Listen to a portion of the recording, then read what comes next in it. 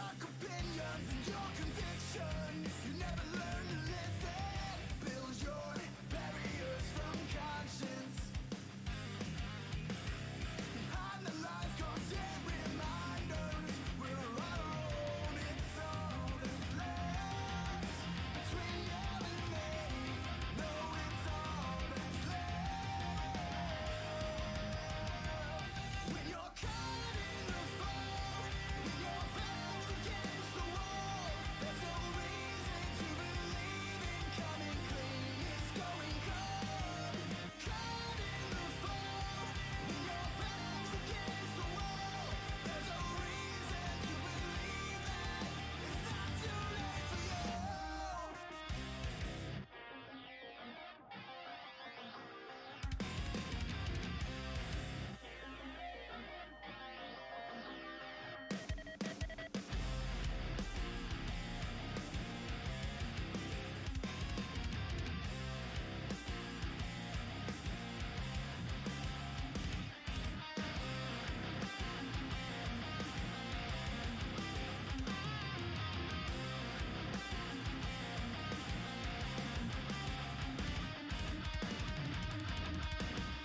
When you're caught in the fall, when your back's against the wall, there's no reason to believe in coming clean. It's going cold.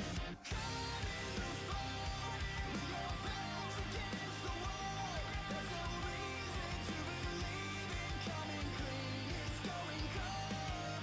Caught in the fall, when your back's against the wall, there's no reason to believe that it's not too late for you.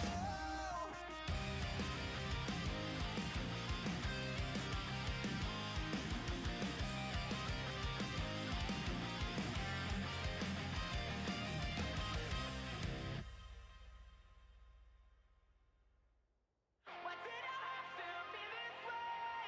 How did these shadows I create getting crushed beneath their weight? Oh no!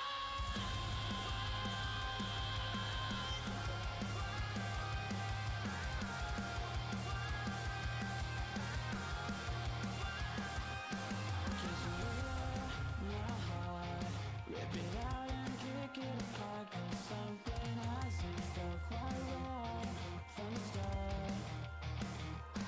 All these voices inside who are fed to the side, that I'm reaching out in vain. No louder for nothing other than this pain. Why did I have to be this way? Hiding the shadows I create, getting crushed beneath their weight. I'm paralyzed, it's killing me. I only wish to be okay. I feel the same, but they will never see.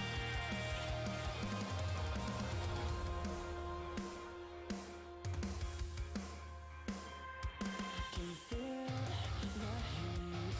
I surrender before my defeat. I guess I ran my course and now I'm absolute. All these voices inside who I think to decide that I'm reaching out in vain.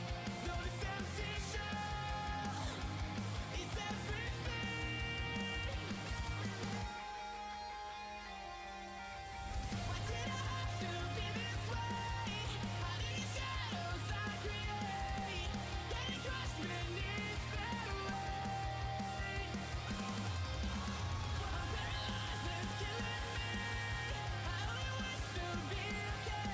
I feel the same, but they will never see. I take my shape as I'm fading away, just to stay on the wall, just a name to decay. Tired of playing someone else's part, just to feel again, feel again. I say my shape as I'm fading away, and I'm tired of playing someone else's part.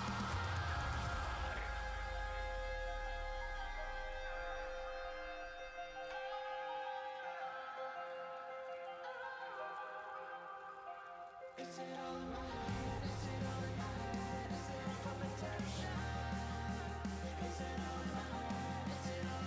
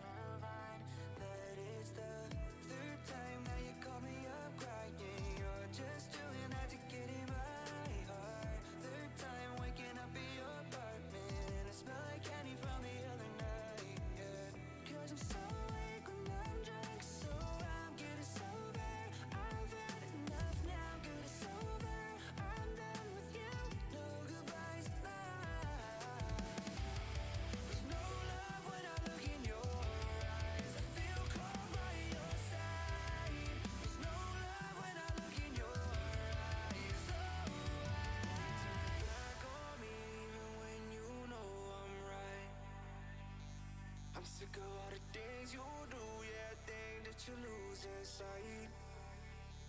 Yeah, you can turn your back on me, I don't really mind, but don't look back on me, I know all the time. Cause when you're back on me, I know that it don't feel right.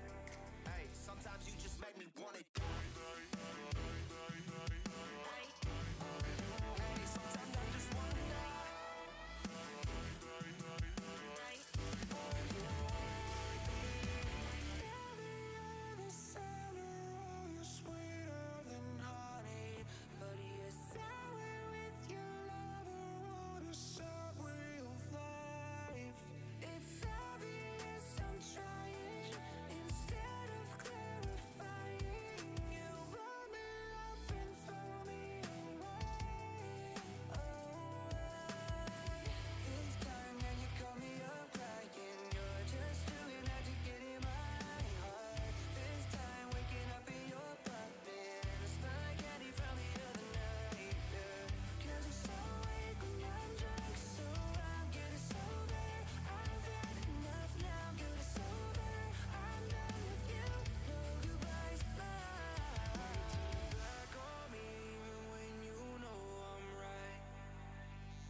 I'm sick of all the things you do, yeah, thing that you lose inside.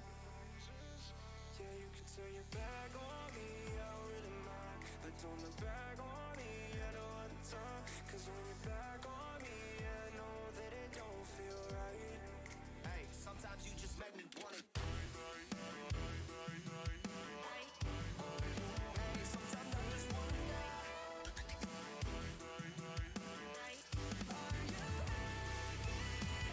We need a doctor. Look at his...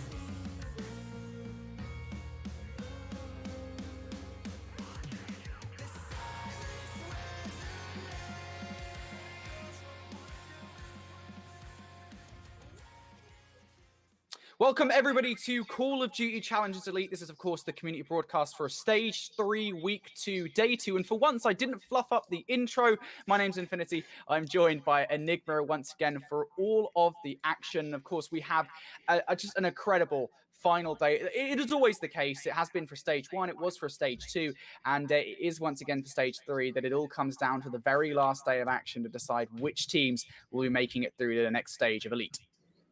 I mean, these are the moments that everyone wants to be involved in, right? Whether you are a player, a caster, a viewer, these are the parts that we live for. I mean, the games that have already happened so far tonight, the games that are going on in a minute, and the games that go on later tonight, every single one of them has important relevance to the scenario, whether you're looking at relegation towards the bottom of the table or top 2 towards the top end.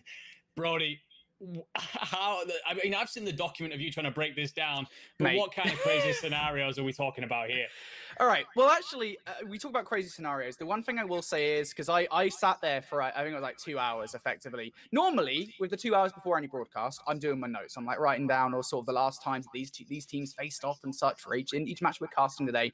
Today, I focus pretty solely on which team would be relegated from today and what were kind of scenarios that we'd see those teams being relegated and such from Elite at the end of today's games. I mean, all of that has kind of gone out the window because this has now been boiled down to just one very simple scenario here. It is going to be War going head-to-head with Obtained. One of these two teams is going to qualify for the knockout bracket. The other one will be relegated from Stage 3. Now, of course, we also have 6 other teams here. All of them have either guaranteed a spot in the knockout bracket or the playoff bracket, or have already been relegated. Pushing Gaming, of course, are the other team currently sitting in the relegation zone. Now, as I said, War versus Obtained, that is effectively the storyline here. War, of course, currently have the better record. They still have 2 matches remaining. We're about to see one of them going head-to-head with Elevate. The second, of course, will be against Amelia Strays, who are currently sitting atop the scoreboards here in Elite Stage 3. What a shock that is on itself. And then, of course, we've got Obtained going head-to-head with Pushing. Right now, that is on the main stream at youtube.com/COD Challengers. Now, effectively, if War win either of their matches versus Elevate or Amelia, regardless of what happens with Obtained versus Pushing, Obtained are relegated. War, they go through. But if War lose both of their matches and Obtained get that win versus Pushing, well, it comes down to head-to-head between Obtained Esports and Team War. Team War have lost that head-to-head because of the very first match of Elite, where War ended up losing that one 3-2. I think the crazy thing here, Andy, is that this is realistic, right? I mean, normally in these situations, it's like, oh, War will win one. But no, War have got, I would say, arguably, the 2 hardest matches in the context they could possibly get. The 2 teams at the very top of the scoreboard. 1,000,000%. And the thing is as well, like, if you were to write this script, okay, you're trying to put this one together in a dream scenario, you wouldn't have had it in this format at all. No. Amelia, the surprise package of the stage, right? Top of the lot, guaranteed to go through. And at the end of the day, they could see that if they wanted to as a nothing game. But are they going to give War that kind of courtesy? Not a chance in hell.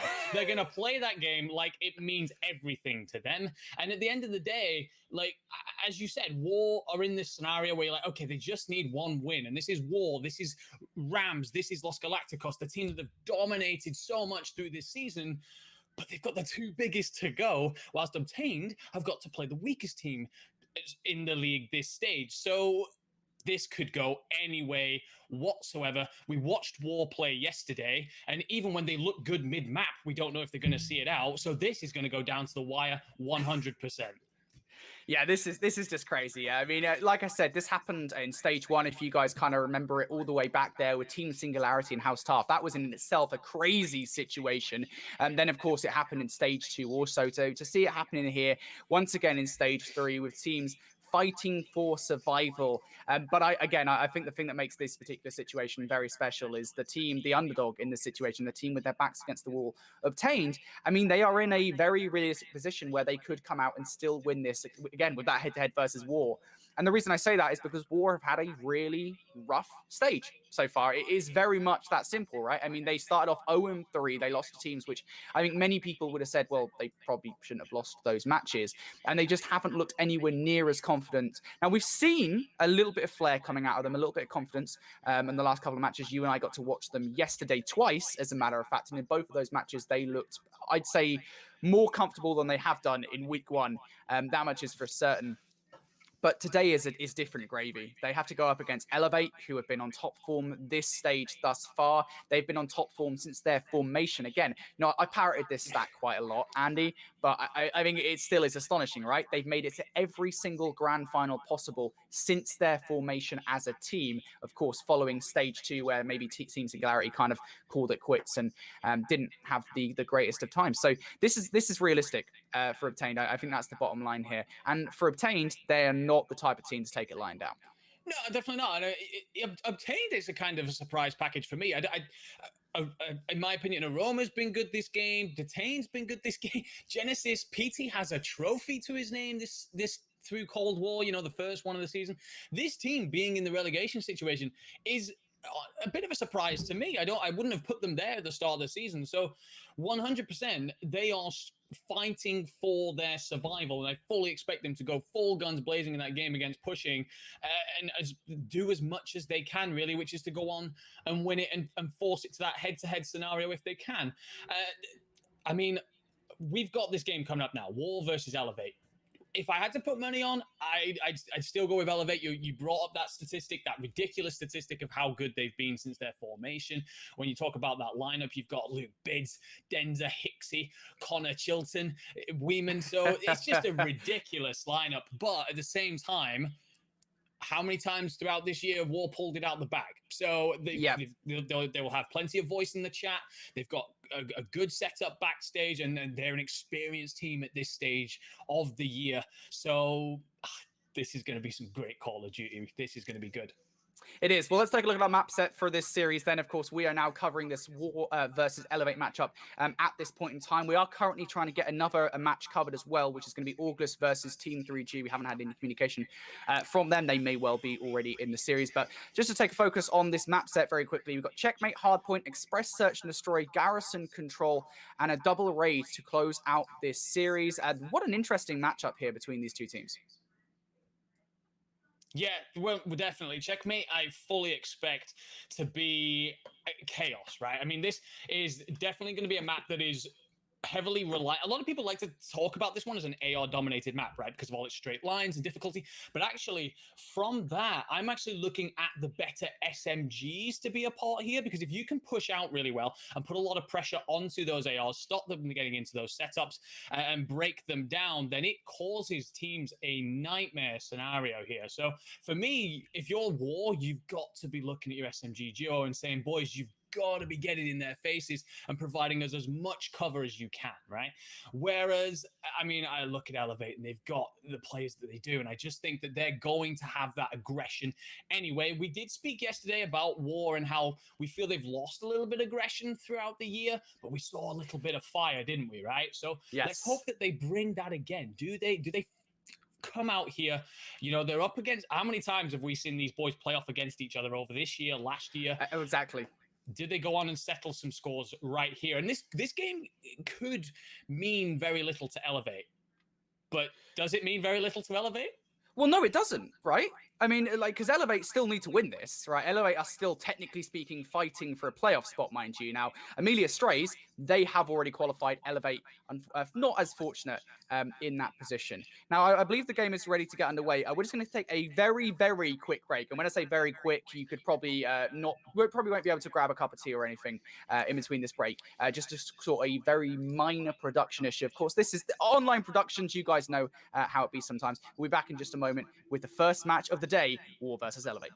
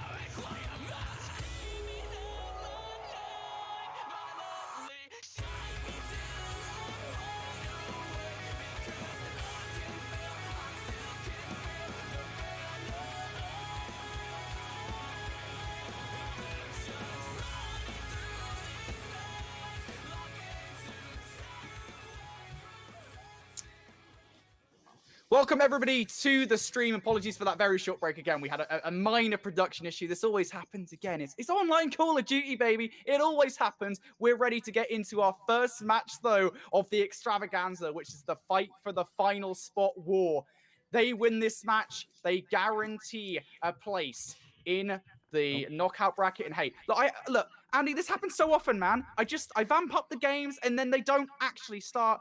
I'm fed up. I'm fed up of it. I'm done. Well, it's look, this is online Call of Duty. Would it be? I just said it. Would it be challenges if we didn't have a scenario at the start of a game? I don't think so. We'll just get them reset, switch them over, and I'm sure the boys are ready to go. You know, Bids picks up a nice 2-piece at the start on his teammates. Maybe that's a sign of things to come. Hopefully so for then. But yeah, I really can't wait for this one. As we said, you know, this is going to be a massive contest all the way through. And just looking ahead as well, we've got Express S&D, Garrison Control, Raid Hardpoint, Raid S&D. So, I mean, if we do make it all the way to Game 5, which how many times have we seen war in Game 5s this year, then, I mean, we've got multiple raids off the back of each other. And we do have here, I mean, I think that the Checkmate and Garrison, you're probably talking a bit more chaotic, but the other maps definitely support good structure, well set up teams. So, contrast of styles for sure. Yeah, for sure. Now, one thing I do want to mention to you guys, of course, is this is not the only stream for Call of Duty going on at the moment. I'm sure everybody who is here at the moment is invested enough into Call of Duty challenges that you'll be well aware of that fact. But if you're not, we do actually have a dedicated Call of Duty Challenges YouTube channel this year. That's youtube.com/COD Challengers. And you guys can go catch right now Ton, Bryson, Ellen, aka Gene Crazy, who are casting the other match that's going on at the moment in Obtained versus Pushing. That is also extremely important, and we'll be keeping an eye on that one, updating you guys who maybe aren't able to have more than one tab open as the stream does continue on today. But now we're getting into it, Andy. I'm not baiting people out this time. It's time for Game 1 between Elevate and Team War. Absolutely, and it is going to be War who are going to start off with that preferred side, right? I think it's very fair to say that holding on to this P2 is going to be the thing that they really need to prioritize here, because one is scrappy, it's contesty, everyone's going to be flying all over each other, and you can already see that bullets are going through that plane that is completely made out of paper. Wouldn't want to be sat on that one. But two is where you want to be, right? Oh, wait, never mind. God dang it, like, come on, man. Get us some Call of Duty. Let's make this happen. Hey, Andy, look, on the bright side, man, you did some great analysis right out the gate there in game number 1. That's what we brought you on for the great analysis that you do provide. The problem is I can't use those lines again, Brody. I'm going to have to come up with some new ones. Everyone just, you know, just go for the whole Men in Black, Will Smith kind of like, you didn't see anything, guys, for that. And you just go for it again, Andy, mate. Go for it again. No, honestly, this is just, it's classic, isn't it? We're getting vamped up. I know that Kev, particularly, of course, he was the CEO of Team War, is going to be on the edge of his seat for this particular match. And of course, it won't just be this match. If they do end up losing, it'll be the next one also.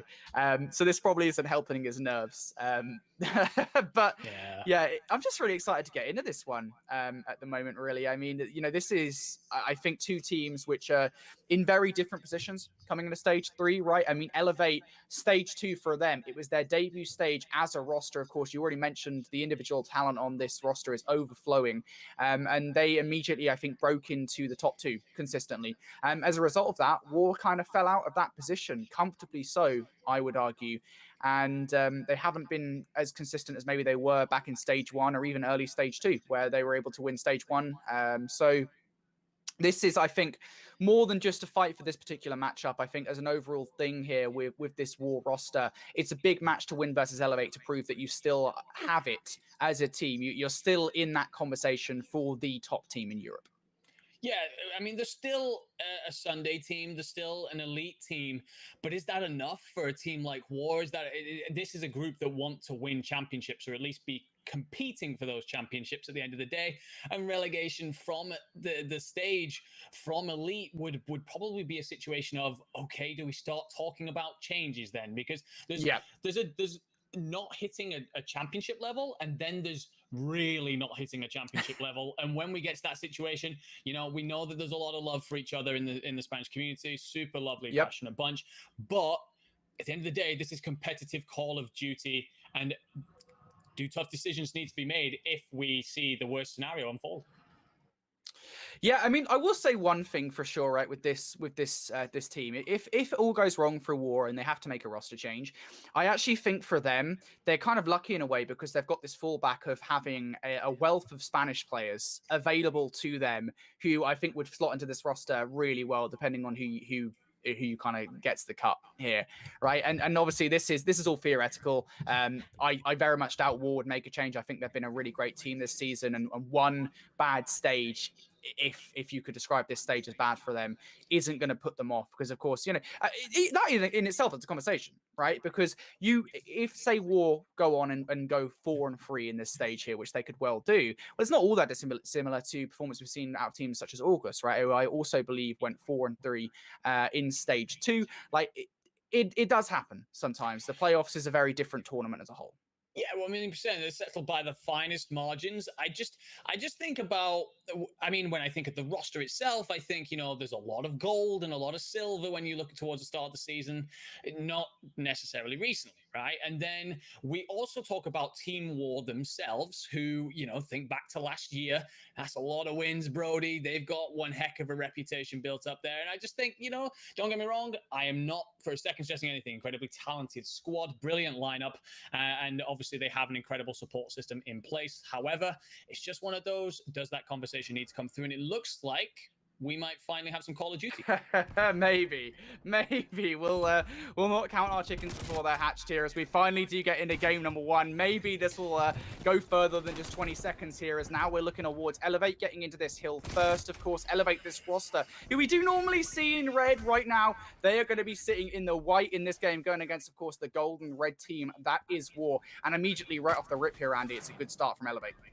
It is, yeah. They've punched straight through. You see Women pick up a big kill there. Hixie's going to funnel his way back through blue, and all of a sudden War is spawning on the opposite side of the map. They're going to have to contest, and fair enough, they will get themselves finally onto the board, but 1 is not where you want to be getting these points. It is again going to be Hill 2, to repeat myself a little bit from before, where you need to be set up. That being said, we've got split spawn situation. Bids and Weeman are going to spawn over the far side along with Hixie, whilst War were also down near wood and are having to, it's a foot race effectively, and Metals is gonna just clean them up en route. Great stuff. They make the recovery. And more importantly as well, they've got the spawns for that next hard point, and it's very easy to actually hold the full 60 here, as long as Elevate in this position, just filter on through yellow. Good first kills coming in from Team War. Of course, Nvidia in the AR that we've hyped up quite a lot this season. He gets 3 in a row before finally falling, and now Elevate. Again, they can't seem to find their way in, at least for the first 20 seconds or so. Yeah, and at some point you do have to chalk this one up, right? You have to turn around and say, okay, we're not getting in through here, and trying to funnel yourself in through yellow. I'd be amazed. Never mind. Denza makes me eat my words and gets a kill and manages to just hold War off for a little bit of time. Will eventually fall, but he's done a great job there. 20 seconds left on the clock, though. Do you hit this? Do you rotate? Probably go back for P3, but the situation around this hill, again, 3 is very contesty. You don't need to rotate early, but at the same time, you need to make sure you're also putting up a fight for it, because these are not points you want to be giving away either. And Team War at the moment going to be looking for that rotation over towards the new hard point. Elevate are also here. Generally speaking, this is a pretty scrappy kill. Elevate won't mind if they don't get too much time off the back of it, if they just contest it for the moment. Lucky at Metal still existing over here. Nvidian, sorry. Lucky is going to fall. Den's going to be responsible for that, but it's still Metals over here, still causing problems. Journey picks up 3. That's huge kills. He's able to get him off the hard point. And now Elevate will not be soaking up any of that time. With 30 seconds left here, still a lot of time to give away for both of these two teams. But they're going to want to start thinking about that rotation soon. Yeah, Northern Containers up on that 4 is a very, very nice hill to get yourself dug into. Metals is already there. Nvidian's going to pop the trophy out and take a bullet to the face, courtesy of it. Lucky will pick up the trade, though. So, again, the early scenario looks like it's going to be in control for War, and this is what they needed, a solid start, because they're in that perilous situation where they have to win. They need to find that belief, and when you're up against the top teams in the group, a great start is one heck of a way to go. They're going to extend it out to a 30-point lead, in control of the hill. And for me, the big player right now is Hixie. Can he get this mid plane control? He does not. He falls, and this is tough for Elevate, who have to either make it happen now or rotate in for that really deep woodside hill. Well, it's going to be War at the moment, gaining quite a lot of time at the back of this hard point. This is a huge rotation for this War side. And it's going to be the first wave of kills going their way also. And now for Elevate, you kind of do face a stark choice, right? This is quite a lot of time to give up over towards this war side. Bids doesn't want to give it up. He's going to go straight for it. Has the support from his teammates here. They should at the very least be able to contest as HIXY does take out Journey and Metals as well. Just one more player to take down. Dender does it. And Elevate come on through for the next 15 seconds. This is the huge hit though, coming in on the rotation. Elevate looking at coming from behind Concrete. It doesn't work out though as War. They win the initials.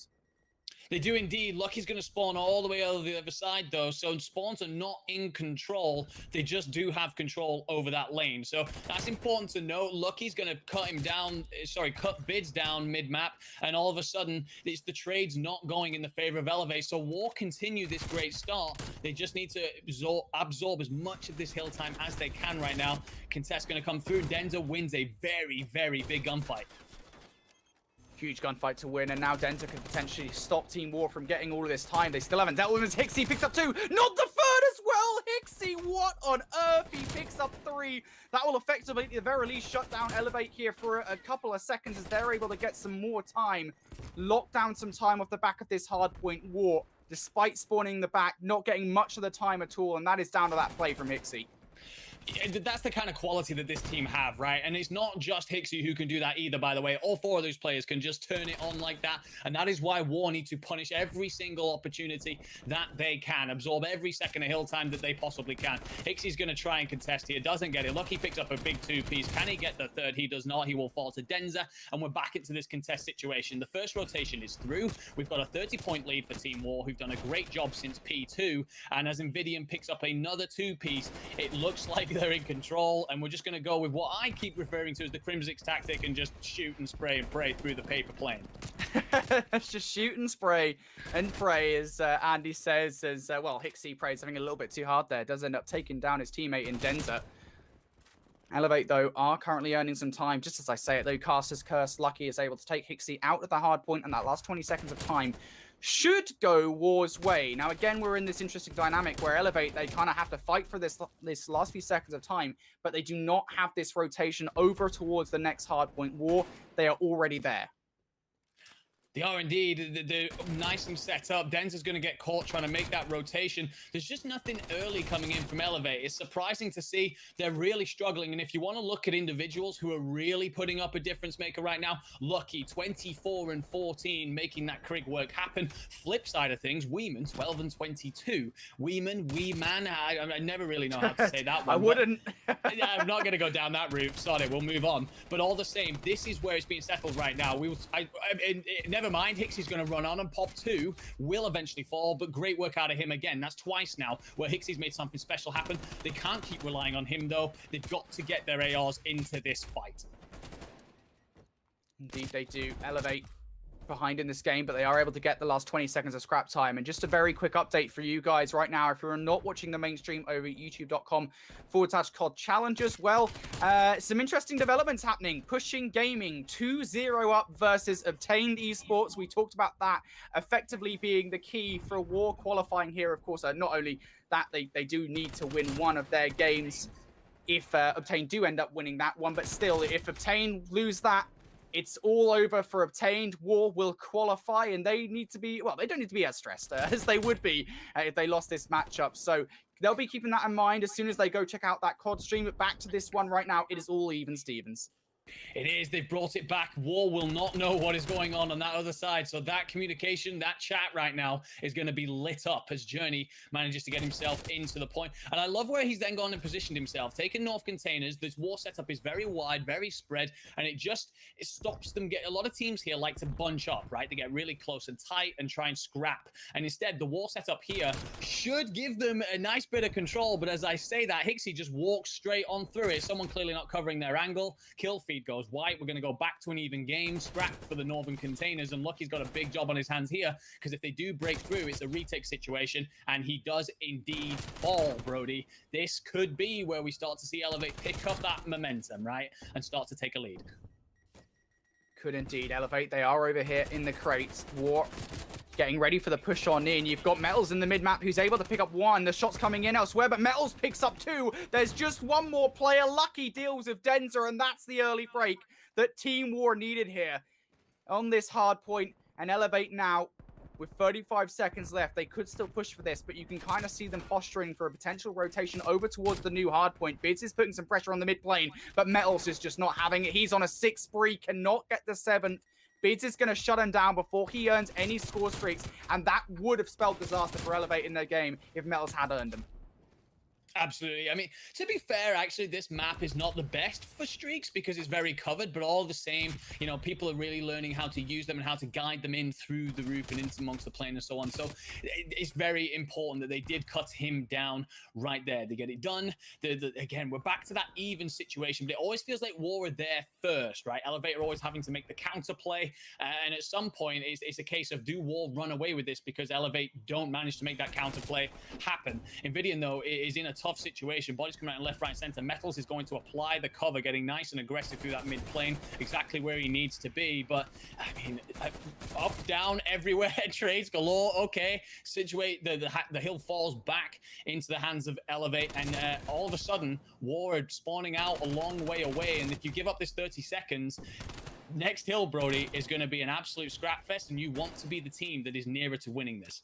And Biz is on a spree as well. He earns 2 more. Okay. Caster's Curse, he was on a spree. He was on a 5 spree, but he dies there under the plane. And this is such a close game now. 13 seconds left. It should go Elevate's way. They're going to want to soak up every single second of that time. But War, they're over in this rotation. Metals and Journey, they're ready for this push coming in from Elevate. Of course, you've got Invidian watching the cross under the plane also. The hit will come in from Elevate. Just one push should do it. The shots come in from Journey. They're going to connect with Biz, but Hixie comes in from behind. He's able to pick up 1. The pressure is in. Hixie picks up 2. Denza's there for the third as well, but Invidian with 2 bids. He wins out the 1 versus 1. And now Elevate, they're in for the time. Bids will surely have to do something here. Denza also there for the help. Journey, you've got to get on this hard point right now. He's able to get 1. Stays his life. He plays his life, but will end up falling now. Invidian in to try and stop this one. Denza is there for the 1v1. He has the help from behind from Wee Man. Team War still not done though. Metals is in for 1. He gets shut down. Elevate, they have the numbers, and Team War lose map number 1. Elevate with a huge break in the closing moments. I mean, wow. To the end to that one, in the sense of Lucky drops over 30 for the loss. You've got Denza, who's got like 2 minutes 20, I think it was, towards the end of that in the hill. And I mean, it's another situation where War look like they're good. They look like they're in control, and it just falls out from under them. Yeah. It's just, it's got to be heartbreaking. I know that there's going to be a lot of love for them in the chat. I know for a fact that, you know, they have an incredibly passionate support base, but what on, they just can't see it out. They don't have that ice right now. The Seattle Surge of our elite group, Brody. Yeah, they definitely don't have the ice in that particular situation, at least. War going to end up losing that map. So I will say one thing. They outslayed them there. Oh, yeah. I don't know if it was by a massive margin or not. I'm not sure if we can get the final stats, at least for Andy and I, up on screen in just a second. But it certainly did feel like War were playing more kills there. They were winning more of those gunfights, but just certain situations where Elevate are able to come back, break on in, especially on that last rotation. War, they made the decision to make the rotation happen. They end up losing it. A massive break from Elevate in for those last few seconds of time. And then, of course, the hold to close out map number 1. Elevate going to be starting this series very strong. Of course, that does not bode well for War. Remember, folks, they just have to win one of their series, either versus Elevate or versus Amelia Strays right after this one to qualify for stage 3 knockout bracket. But of course, obtained versus pushing, that is another match that will have at the forefront of their mind, considering the fact that right now, again, as I briefly mentioned in that map, Pushing Gaming already 2-0 up over Obtained Esports. What an upset that would be, because, you know, generally speaking, when teams are in this position, they don't care. Pushing Gaming, for them, it makes no difference whether or not they win that match, because they're not qualifying either way. For Obtained, they are fighting for their tournament lives here in stage 3. It's a situation that, once again, I mean, yeah, Aroma, Genesis, they'll be familiar with it. They were on Team 3G in stage 1, where they didn't maybe have such a good time. So yeah, crazy stuff going on in that other matchup.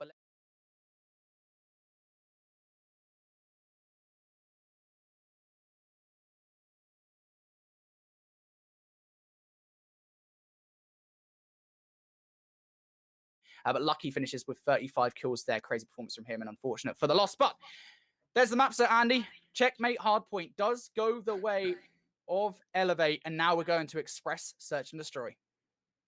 Yeah, I think the one thing here for Team War, right, is to come away from that map and think, well, we consistently started very well, right? They did a lot of the fundamentals correctly, rotated, got themselves set up.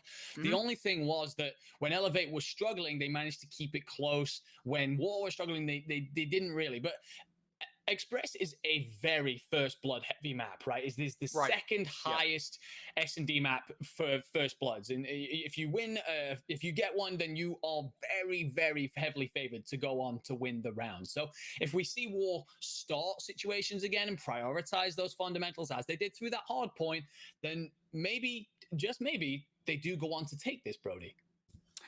Maybe, just maybe, right? I mean, this is going to be an insane map of Search and Destroy. The way we had a extremely close map number 1 between these two teams. Let's jump into the map number 2 then between Team War and Elevate. Can Elevate extend their series victory? Remember, this series, it matters for Elevate also. They want to guarantee a spot in playoffs and not have to go through that knockout bracket. Yeah, no, the knockout bracket is absolutely brutal at the end of the day, and you are still facing off against some of the best teams and players that Europe have to offer. And no surprise, we're going to play a bit of chess and checkers. We're going to wait, and as they try and sniff each other out on the map, and Denza's going to ring out some shots, might get a couple of bullets in the back. Actually, Invidian's just going to buy his time. And actually, Invidian moving on to that SMG. We've seen him do it a few times. He has done it to great effect in the past, and does win the gunfight, but get traded out. So, and even Stevenson, oh god, okay, Lucky goes on to beat down Denzo. I really didn't see the gunfight going that way. Bids is left in a tough situation and will fall. So I didn't actually see who got the first blood. I do think it was War, but War go on to take the first round, bro. Sorry, you didn't even get to speak there. My apologies. Don't apologize, mate. That was a very hectic round. But it is going to be War coming out on top. Lucky effectively makes the play, and Bids finds himself in a nice Spaniard sandwich. Not where I would want to be, Brody. Not where I would want to be. Are you sure? I don't know. Well, you know, yeah, it's who was it? Journey, Lucky. I don't know. Vince would probably want to be in that sandwich. Anyway, back to this. Team War now 1-0 up in the Search and Destroy. Lucky 3-0 start for him. Can he continue the early spree? Look at this aggression coming out from number 2. That's Journey. He is going to fall. Now Lucky finds himself in a bit of an awkward position. Utility being thrown his way as Metals takes down Weeman, though. The trade is in.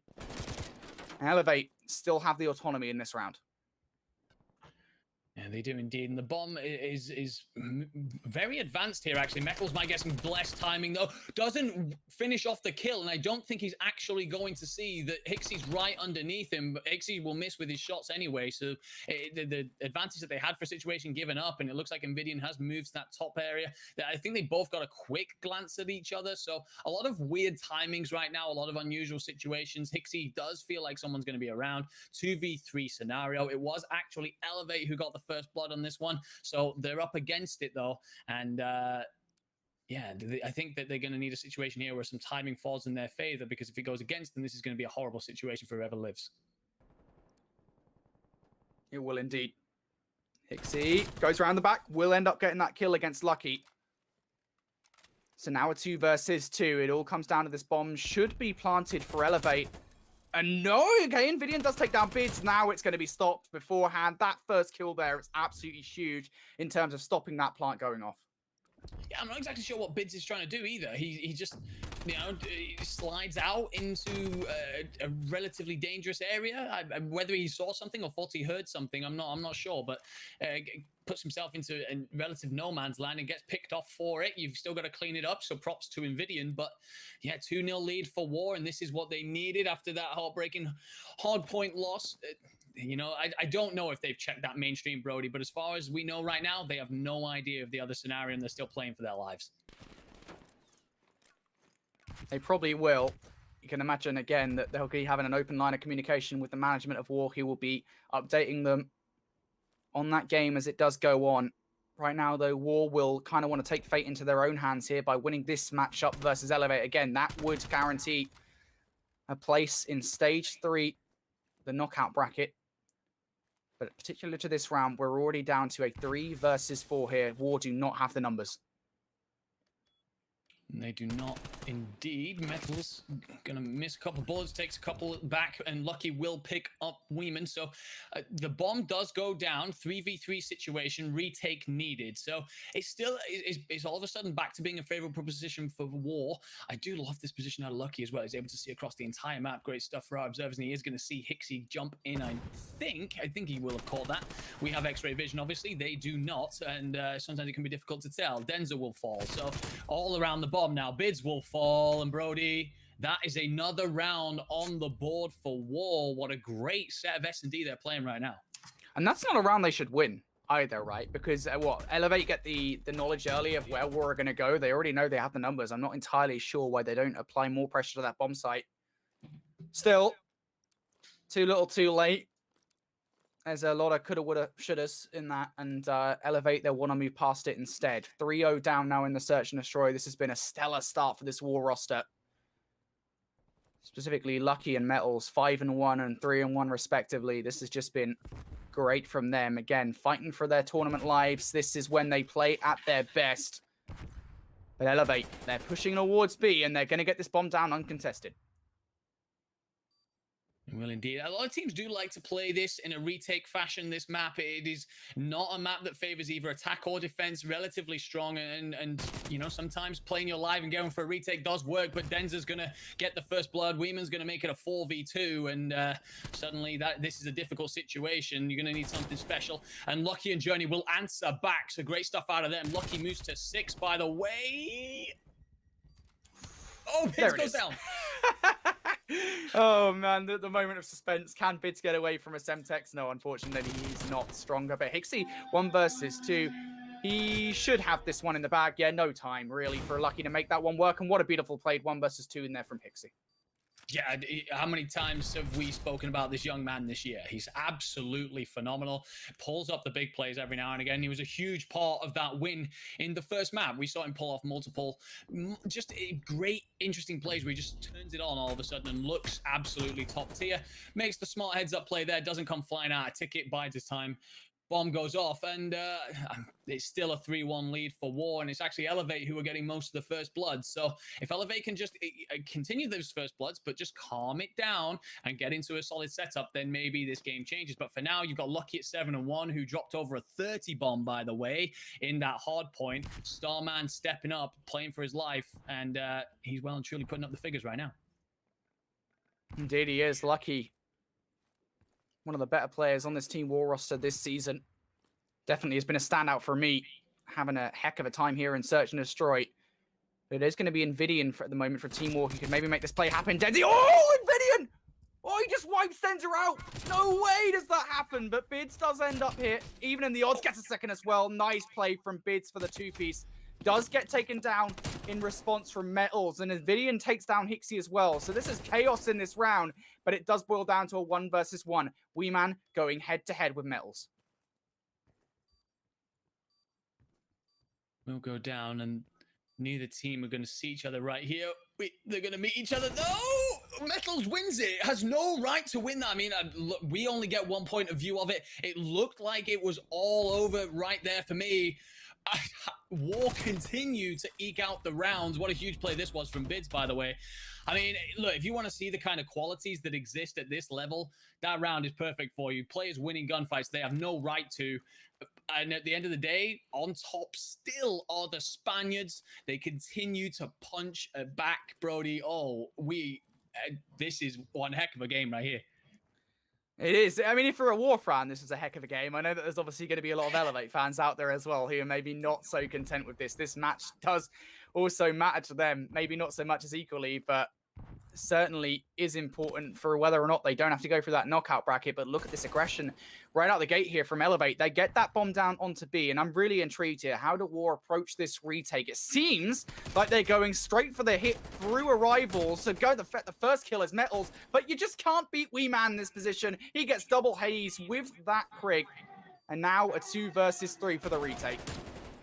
Yeah, running in a direct line anywhere near Chilton's a bad idea, and they're going to get cut down. Bids is here, set up, ready. They have to try and move the bomb forward here. Lucky, sorry, go for the bomb here. is Lucky. No, he hopped off it. Okay, for a second there, I thought he was still on it, and he wins the gunfight. Absolutely huge. Apologies, I thought he had stayed on it, and that Bids was about to be ninjaed, and it turns out that he does enough anyway. 5-1. Running away with this. I mean, all of the rounds are close. This certainly doesn't feel like a 5-1, Brody, but at the end of the day, they're running away with this a bit. And the thing is as well, Elevate are making good plays. Like, we've seen what Bids, so that his two-piece in the prior round to that one. We just saw Wee Man get a huge two-piece there that really, I think, should have put a stop to any war retake. But somehow they make it happen. It comes down to a Bids 1 versus 2, and he just cannot win that situation. And now we find ourselves in a situation here where Elevate, they have their backs against the wall here in the search and destroy. 5-1 down. What do you do to respond here if you're Elevate? Well, hey, this is pretty normal from them. They get straight onto that B site with some aggression. Dude, very interesting setup out of war, though. They're just going to effectively take complete control of a tiny portion of the map and just say, all right, let's see if they fly at us. It's a lot of patience right now, though. A lot of weighing each other out, a lot of trying to see where everyone's going to be. And, oh, Lucky will spot Denza and flee, and Hixie will pick up the first blood onto Journey. Weeman will pick up a second, and Hixie gets a third. Well, Elevate going to make a mockery of the trap that War had set in that round. Very interesting dynamic there where we do see Elevate playing it aggressive on the defense. I really do like the setup from War. Maybe they were trying to draw out Elevate and trying to make them make a mistake, but it just doesn't happen.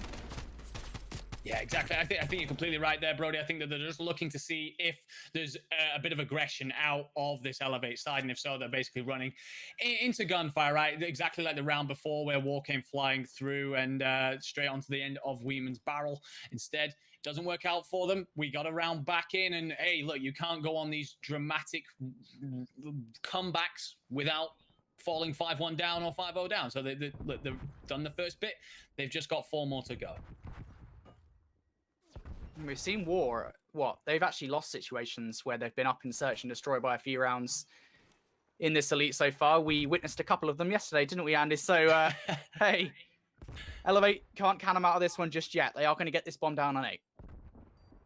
Yeah, but it's Lucky who's looking over it right now. Currently 9-3. Another phenomenal game out of him. Oh. Bid's going to pick up that first kill against Metals. That's good for the defensive play. Bids actually gets away from that engagement as well versus Invidian. That's huge. They now know he is there. How does Invidian take this one? He gets Weeman out of the round, but Hixie takes down Journey, and now Denza takes down Lucky as well. It comes down to a 1 versus 3 for Invidian. No chance, mate. No chance indeed, and I tell you what, we've spoken about it before, we'll speak about it again. How many times now did War just suddenly, you know, maybe questions start to be asked? They were looking really good in the hard point, gave it up. Multiple situations yesterday where they were looking really good and gave it up. It's only 2 rounds. It still needs to be 2 more to make it even, but do question marks start coming in? Elevate certainly have the quality to punish anything. For me, they have to get it done here, otherwise it is starting to get dicey. It is starting to get dicey indeed. Elevate. Can they make this one happen? War have got a B-bomb site all to themselves effectively. Elevate, they're taking the long way around. How quickly do they get this? Well, Hixie gets that first blood against Invidian. Now War know this is coming, but they don't react to it in time. Nobody goes down, though. It's just some shots in. But Elevate, I think they do the job they wanted to. They remove War from planting that bomb. Denza is just firing warning shots at the moment, but it's enough to scare off this War roster. Yeah, this is a bad situation here for War. You're completely right. You've got 40 seconds left. The bomb isn't down. Lucky wins a big one, though, onto Bids, and that will open up one side of the map and give them a little bit of breathing room here. Numbers are level again, but still, 30 seconds, the bomb has to go down. Elevate, no. Elevate are fully aware of the situation. You've got a slight rotation coming in from Denza, who's going to reposition himself. Could get some absolutely blessed timing. Journey's going to fall, trying to get the bomb down. It's traded out. All of a sudden, we're in a 1v1. Oh. Metals is just going to play this one. Oh, he looks away! He looks away at the wrong time. Hixie goes for the check, and he checks it and wins it! Another 1v1 going Elevate's way. War were 5-1 up. And while the comeback isn't completed just yet, you never want to get ahead of yourselves. Elevate, they are making it realistic. Those are those scenarios that just go against you when it's not your time, Brody. You look away at the wrong second. You get that cursed COD timing. Oh, the questions are rising, and the conversation is probably not flowing too hot right now. Oh. Whoa. Getting a bit of a shaky leg. To elevate. Have it in them to complete it. Well, they are going to get this bomb down once again over towards B. War. Now it's about the retake. It's a interesting play here from Metals and Journey. We're just going to bunch up and look to come in through this corridor. There's nothing on the bomb, though. Nothing giving. And this move from them could actually end up making things a little worse. Well, they are all just going to bunch up and punch through the front door. Metals gets one, gets traded, but that's a way to open up a defense. Fly at it. Oh, no. Lucky 1v2. He doesn't have the time to make this one work, surely. Lucky, nope, goes for the kill against Wee Man, and it doesn't happen. 4 rounds on the bounce here. And Elevate, they force a round 11. Oh, Brody. I mean, look, we kept talking about it. We kept saying, oh, this situation might come back, right? They might bring it back. We'd like to throw that in there as casters, try and spice things up a little bit, make things interesting. It's actually happened. And all of a sudden, 5-1 up, we are level.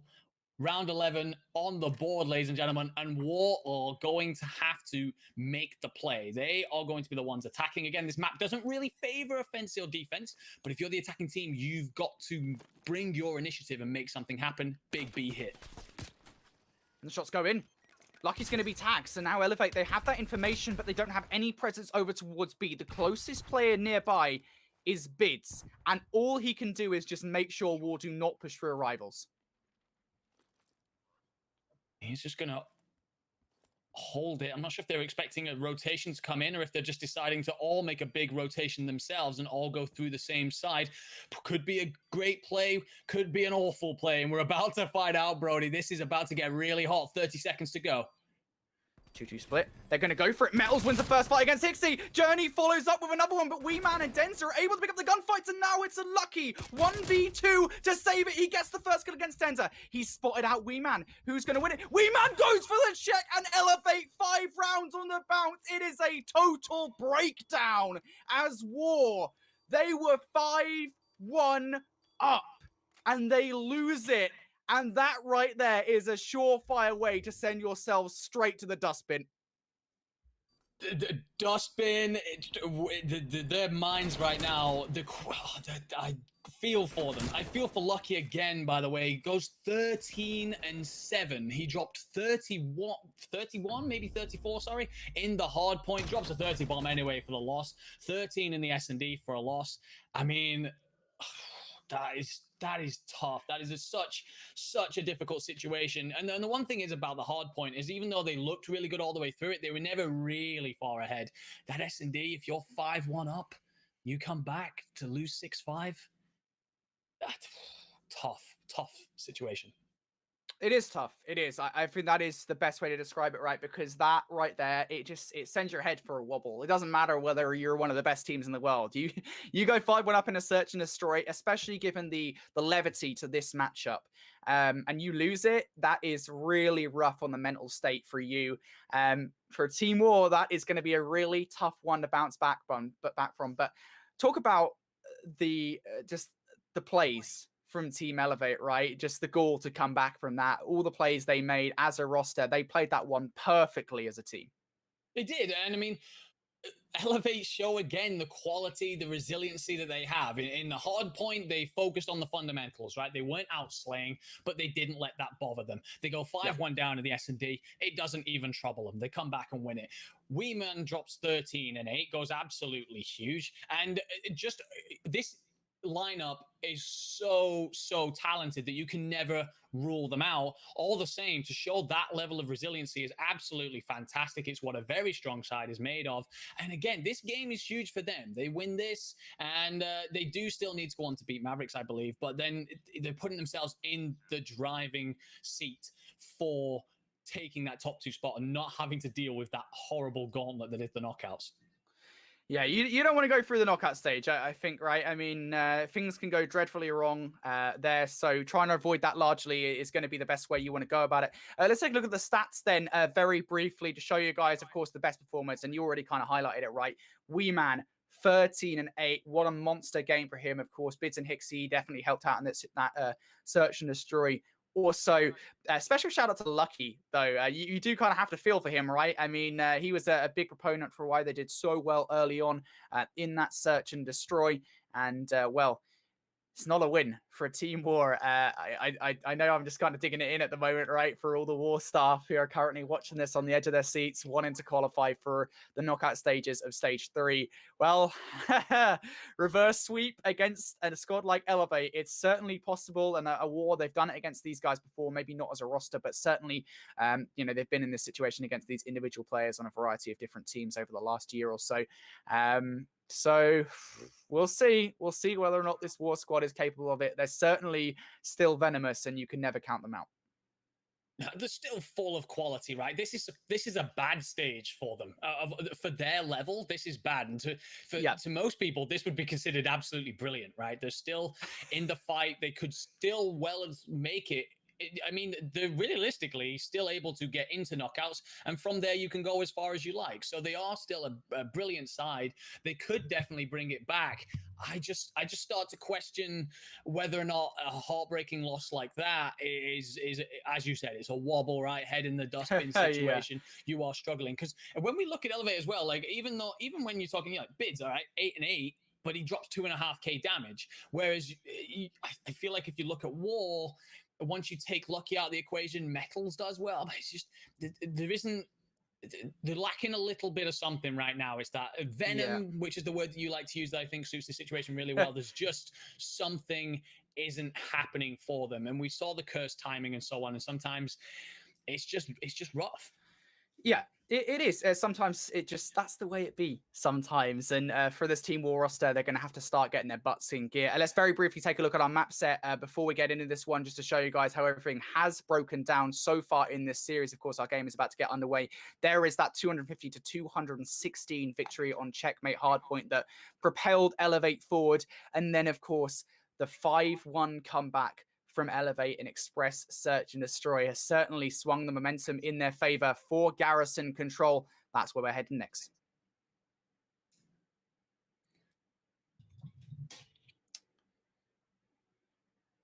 Well, let's get into it. It's Elevate versus Team War. This could well be the final map in the matchup between Elevate and War. What a matchup it has been so far, and it will be gutting for War to lose like this if they do end up losing in 3. Let's jump into it. Immediately as well, we're going to see some straight aggression out of Elevate. They're looking to really capitalize on the momentum that they've managed to build. Journey's going to say no. He's refusing to go down without a fight. Puts up an immediate 3-piece. Great stuff out of him. And look, we did say a second ago that we need to see other people starting to get their backsides in gear, right? Journey, that's one heck of a way to start. That being said, though, we've still got 1 whole minute.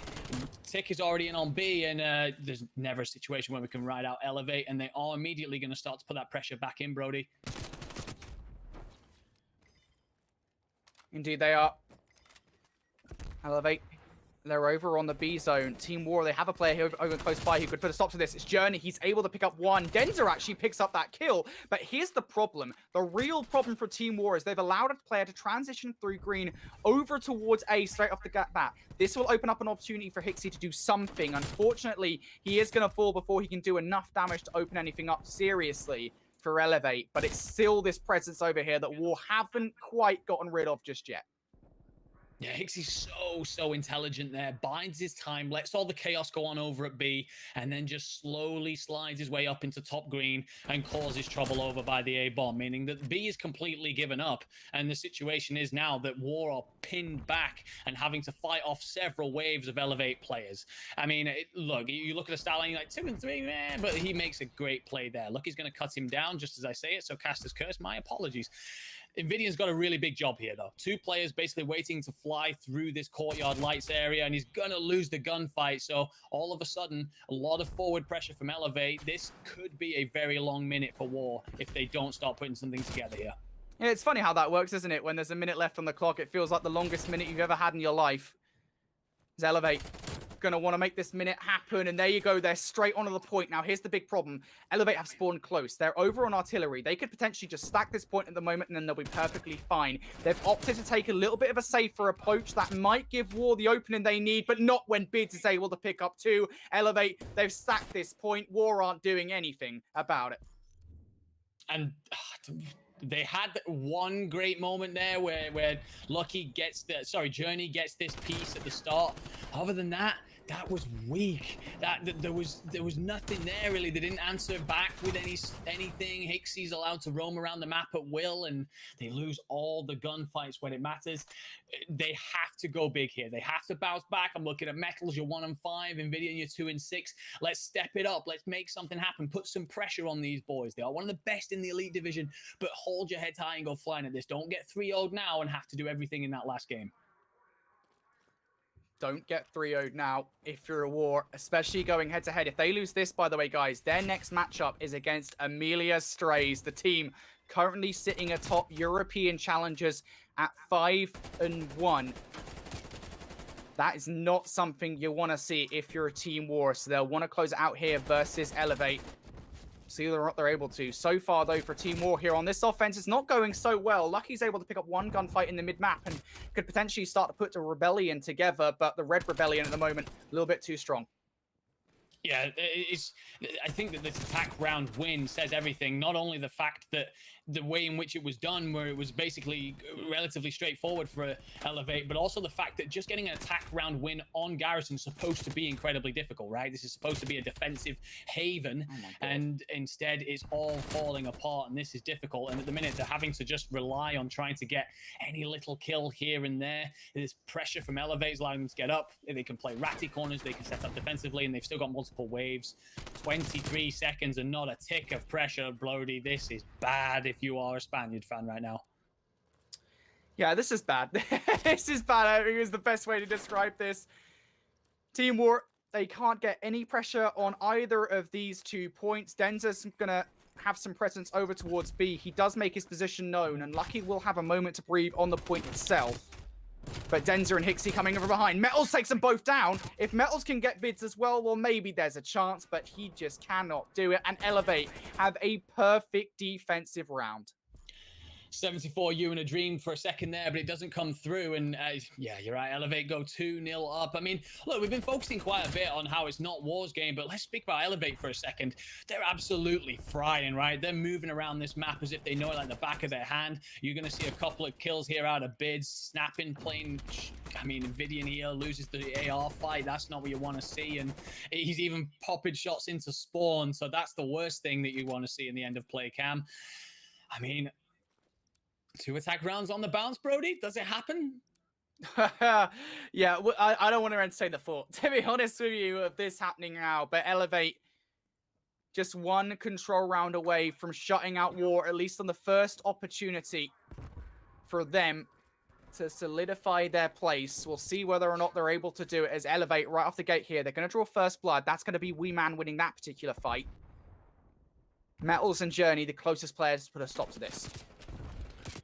Denzer does have full streaks, by the way, so I do wonder if they're considering if they will invest them in an attack round or whether they'll just save them for a defensive situation.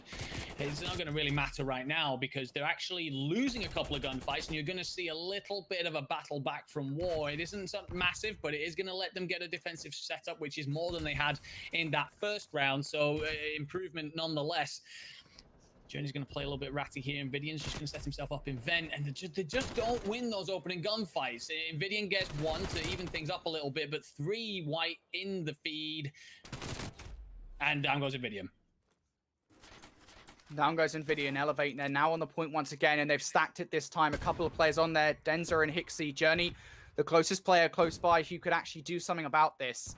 Again, has some support from Metals. Journey looking to take this one, so takes the shots in, but doesn't get either. It's going to be Wee Man and Denzer winning their 1s. That should be a B capture coming in for Elevate.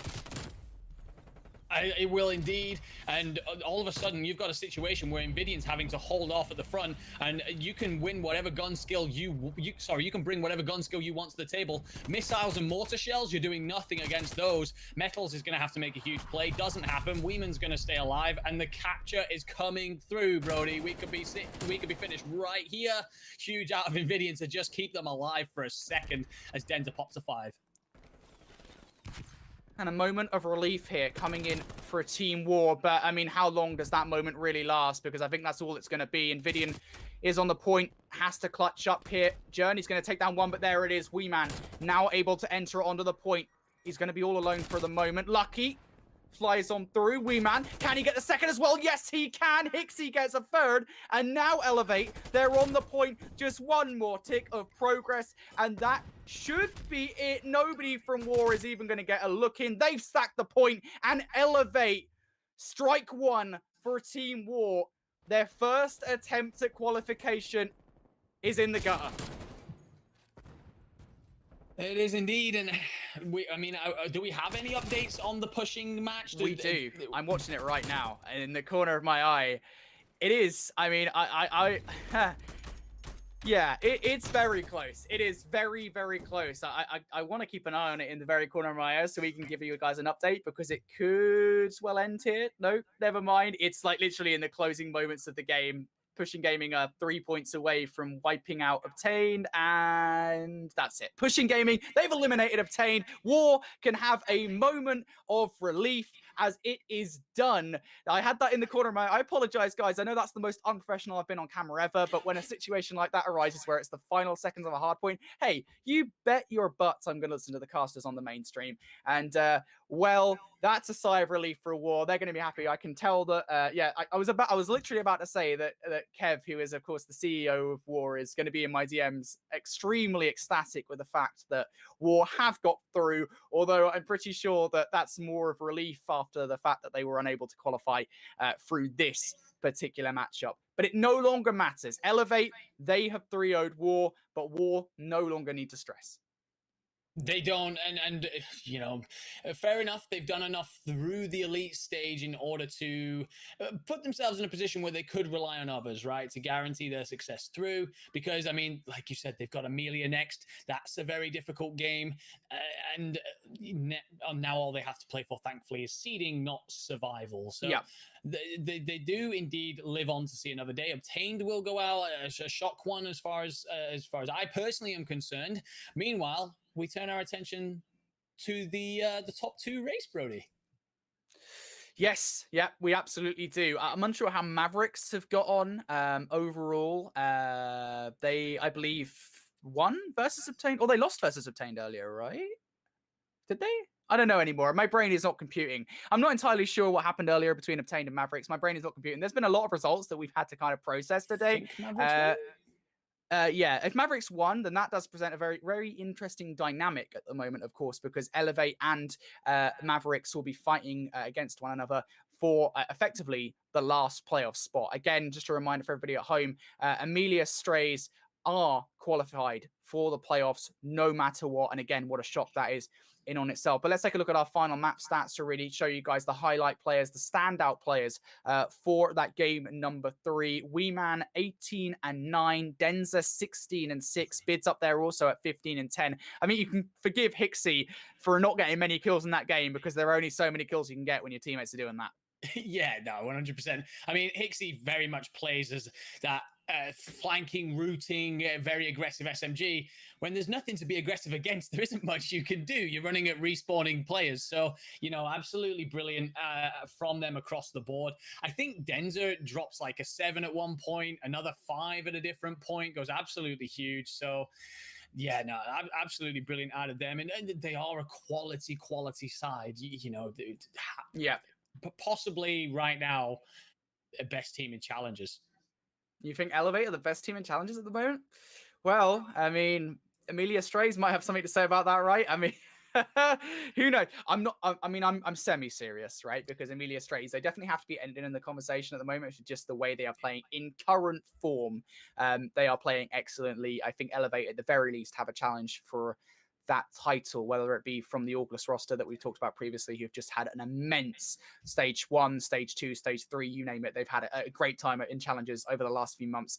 And of course, this new challenger in Amelia Strays. There's definitely something to be said about that. But Elevate, most certainly one of the more talented teams we've got here in challenges. They walk away from this series with a 3-0 victory, and that, of course, sets up the conclusion of Challengers Elite Stage 3, at least the round robin stage. It will be Elevate versus Mavericks for the final match on the community stream here in Europe. Don't go anywhere, guys. We're going to take a quick break. When we return, we'll have that match for you.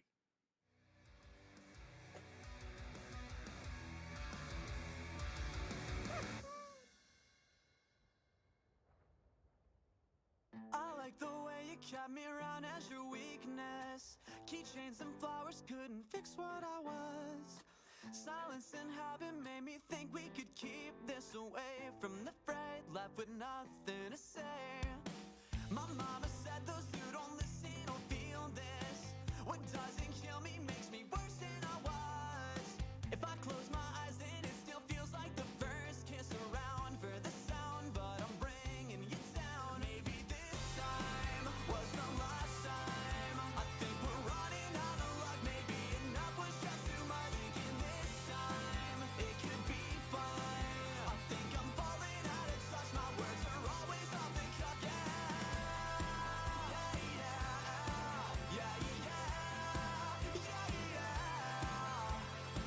Keep changing faces just to keep this a secret. Heavy sedation makes me feel like we're fine.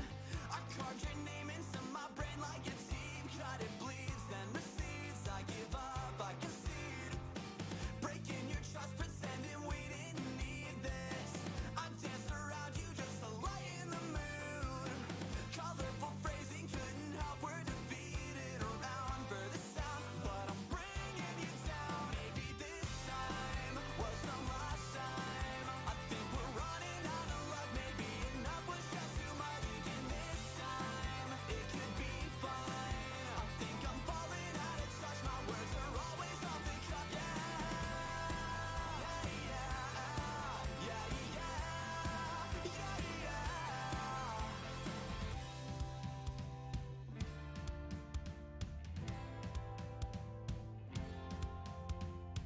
Nothing is quite the same, but we just keep avoiding this. Speak slowly, couldn't know me. We won't confront the past, despite the fact that if we don't, then this won't last. This time was the last time. I think we're running out of luck. Maybe enough was just too much. Thinking this time it could be fine. I think I'm falling out of touch. My words are always off the cuff. Maybe this time was the last time. I think we're running out of luck. Maybe enough was just too much. Thinking this time it could be fine. I think I'm falling out of touch. My words are always off the cuff.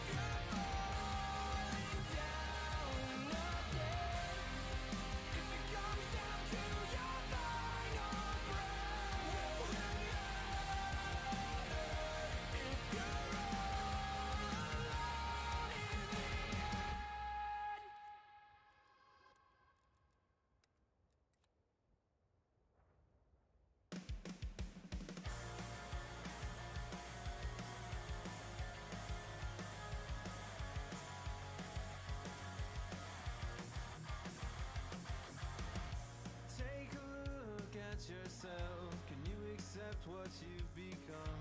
Another simple shadow of whoever you're around. Mold to them and sing their songs, dress like them and play along. Tear what's left of you out to put away their doubts. Take it out and tear it up. Tear it up until it cuts and leaves the smallest piece. Who are you when no one's around? Are you capable of life through yours and no one else's eyes? Scrap the words into your skin. Just go against the wave, 'cause we all end up in the same place. Drown the words of your real friends, they're waiting for this phase to end. No one likes to hear the words I told you so. Take it out and tear it up. Tear it up until it cuts and leaves the smallest piece. Who are you when no one's around? Are you capable of life through yours and no one else's eyes? Scrap the words into your skin. Just go against the wave, 'cause we all end up in the same place.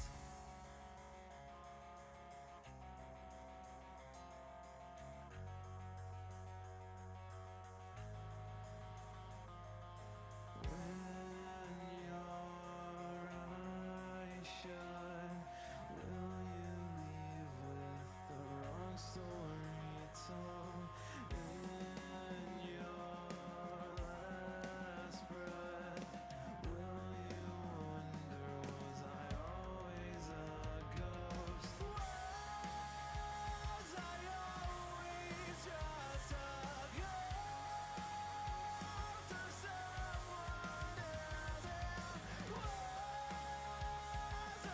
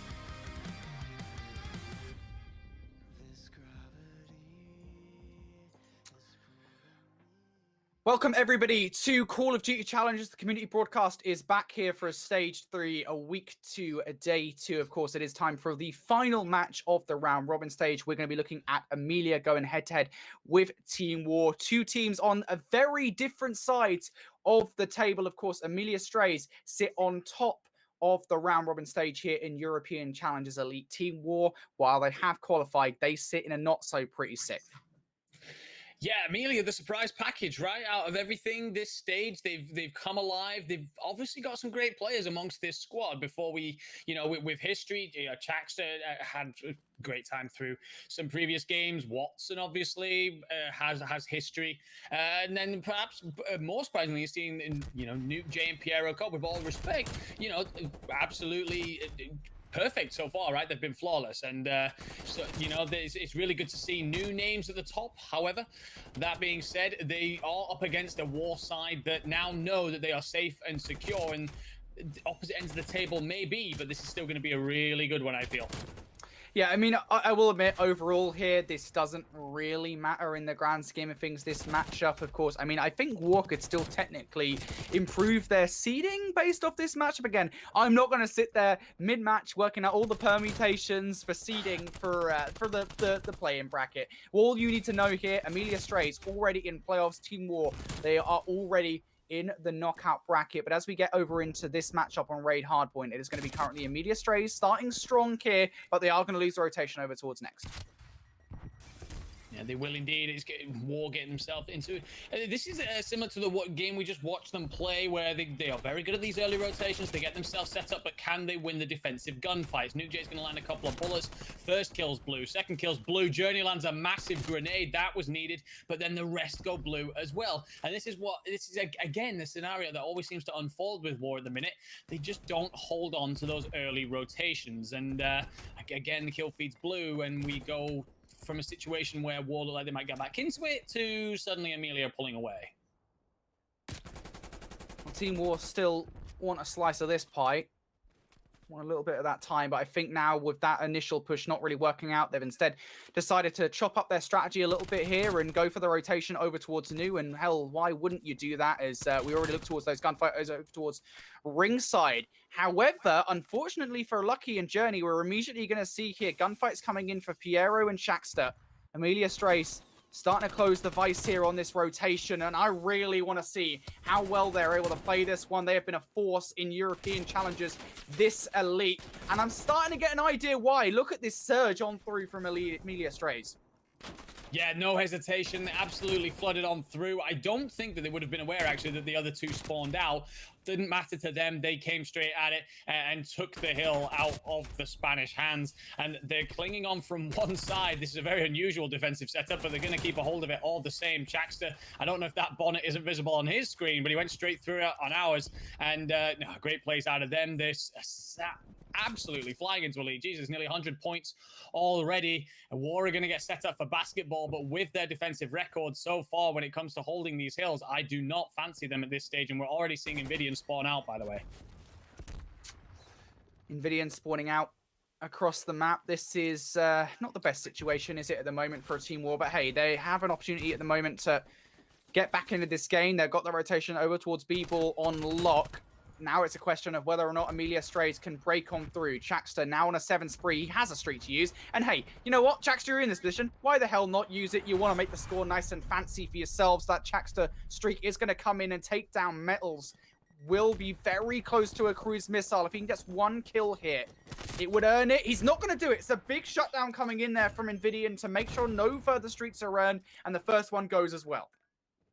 Yeah, Invidian actually goes huge there, gives Journey enough protection on his back that he can focus on the steps fight and wins it, stops that extra streak, as you called, and, gives them a bit of a lifeline, but they need a little bit more, and especially some metal out of the man named Metals, because he is currently 2 and 13 with 5 seconds in the hill, so not really contributing here. And look, there's nothing really riding on this game, right, Amelia? A top War through, maybe get some better seeding, but if anything, you could do with a confidence booster if you're Team War right now, and this is not what you wanted to see. They're really struggling. We're in this P5. This is typically a quite scrappy hill. Nuke J is going to lose his shins, and just like that, they do get a moment of reprieve as they cross the 50-point mark.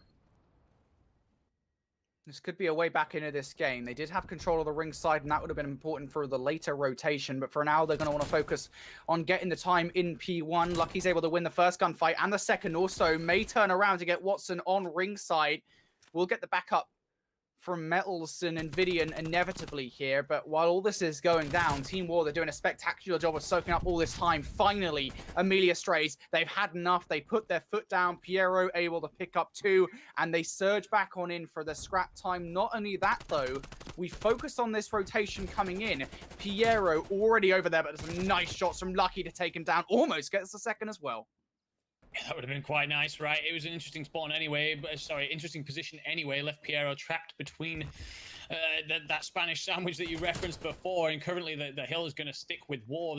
They've bunched all around it, not as spread out as they usually like to be, maybe playing for safety, maybe just looking to try and get something back on the board, but they're going to need to win some heads-up gunfights, and kill feed going blue is not going to be the one for them. Nuke J is going to pick up 2, Chax is going to pick up 1, Watson the other, so the Spanish are spawning all the way out, and they've got a long run to make. Chax is 17 and 8, by the way, minute and 16 in the hill as well, absolutely roaming the map, man possessed. Oh, Amelia strays still in the lead in this game. Team War have done a good job at the very least of keeping this one somewhat competitive, but again, Amelia strays at the moment. They seem to be taking this one in their stride. Now it's Nuke J starting to go off here, the player that made a heck of a debut in Stage 2 on that 67k roster, now on a 5 spree. If he can earn some more streaks here on this next hard point, it could well shut Team War out of this game. But it is going to be the Spaniards in the hard point for the first moment. Chaxter on the other side is going to win the gunfight round the front. A second's going to come his way. That's going to be Journey. He needs to waste some time here. Has a huge 1v1 versus Watson. Just playing ring around the rosy, trying to bait him out, but does get stuck around the front, but does exactly what we were talking about. He just needed to waste time. He does it superbly. He does indeed, but it's the stick that comes through from his teammate, Brody. I mean, we talked about the bad timing and the kind of blender that they are in right now. Metals lands on top of a different grenade. Hasn't improved at all. 6 and 21, and wow, this is not good for them. Scrap time's going to go the way of Amelia. They can't win it here, but it's as good as done. And, you know, War, at this point, set yourself up, see if you can finally hold on to a hill. If you're going to try and make a comeback from somewhere, trying to do the garage and then basketball holds are at least the best position to be in. But I think we're as good as done here, and we can start to look forward to our Moscow search and destroy, Brody. Yeah, I'm thinking this one is probably done and dusted, right short of something spectacular coming in from Team War. They have made that rotation over towards Garage, though. Never say never. I think is the lesson we've learned over Call of Duty Challenges Elite over the last few months, especially with Amelia Strays, that being the biggest storyline overall. But right now, they're trying to close it out here on this hardpoint. Journey plays Chaxter perfectly, lovely play around the van, and it will give Team War surely the remaining scrap time. And that's the bigger problem here at large, is that Amelia Strays, right? They can come in here for this time if they want to, but if not, they've got the fallback of rotating over towards next hill. Lovely spree coming in from Metals, though, and streaks could definitely prove instrumental if he earns them in making sure War are actually able to come back in this game. Absolutely. It picks up the 6. Great stuff out of him. Finally, a bit of heat. And they do manage to do a great job at Garage. Journey with some fancy footwork in particular. But now they need to win through the front side of basketball. It's traded. Chax is going to pick up 2, though. And I think, ladies and gentlemen, that will be all she wrote. Journey can try and run to this hill all he wants, but he's going to get cut down in the process. And it's just about KD at this point. Map 1, the way of Amelia. And they continue to be the absolute force they have been through Stage 3. Yeah, and well, I mean, I can tell you actually, you know, looking at the earlier matchup on this very map versus, I think it's Amelia Strays versus Team 3G. It was Chaxter, he was streaming it, and there you can see in this game that he had a stellar performance. I think it's 27 and 17 is what he ends up finishing. I can tell you that the comms for that team, extremely relaxed, very calm throughout the entirety of the map, and I think that's what we're going to be seeing there from those guys in that map. And it's just crazy to think about, right? You're going up against a squad like War. These guys are not erratic by any sense of the word. They play so well together. They're extremely calm. And actually, ironically enough, this is the first chance that I have had to look at this Amelia Strays roster at all in terms of casting them. And from what I've seen so far in map number 1, they look really good. Yeah, they look hot. Like, I mean, the start to that one as well. They came out and absolutely put War in a body bag. Like if you wanted to see what punishing a team looks like, that was it. There was no giving up on pressure. Amelia are through. They're top dogs. They have this in the bag. They could turn it off if they want. They can relax, have a laugh around in the chat. They didn't do that. They came out all guns blazing and fantastic stuff. They punch straight through War time and time again. Maybe that's exactly why they are the team in top spot, Brody. Yeah, maybe that is why. I mean, that's the question everyone's been asking, right? And although there have been many different answers to it, how have Amelia Strays done this? Well, I think we have our answer here at the moment. They are just playing extremely well. War, they did not have an answer to the questions that Amelia Strays are asking. And to be honest, it felt like they were rhetorical questions at this point. The only people giving answers in that one were Amelia Strays themselves. Let's take a look at our stat line for that map. Of course, we can confirm the final stats of Chaxter, 27 and 14 is what he finished at with the AK Stony for you in hand. Of course, the ARs for that lineup in Nuke J and Watson not far behind, 21 and 13 and 18 and 13 respectively. But if we flip the situation for a moment, look at the other side. Invidian, Metals players, which we can talk about so often on this Team War lineup, just not having a good go of it whatsoever. Yeah, Metals managed to make it look a little bit more respectful with that 6 streak, but still, if you have a 6 streak and you go 12 and 22, at one point you were particularly effective, and the rest of the map you did nothing. So yeah. Quite frankly, 2 players really letting them down there. I got a feel for Lucky again. He's honestly been performing really well tonight. Has another good map, and quite frankly, he's just not. I mean, someone help Lucky. That's the situation right now for War. Yeah, that's what needs to come through.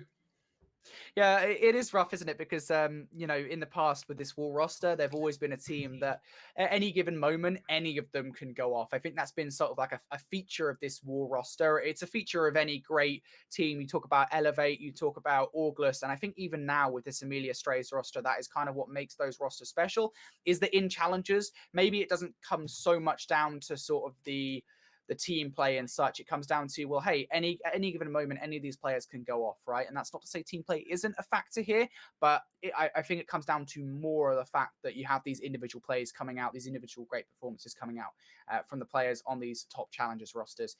War had that at one point. They now don't, and they are also lacking in team play.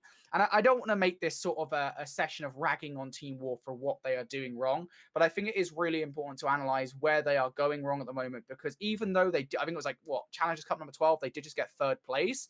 They are still quite clearly not the same roster they were in stage 1 and in stage 2.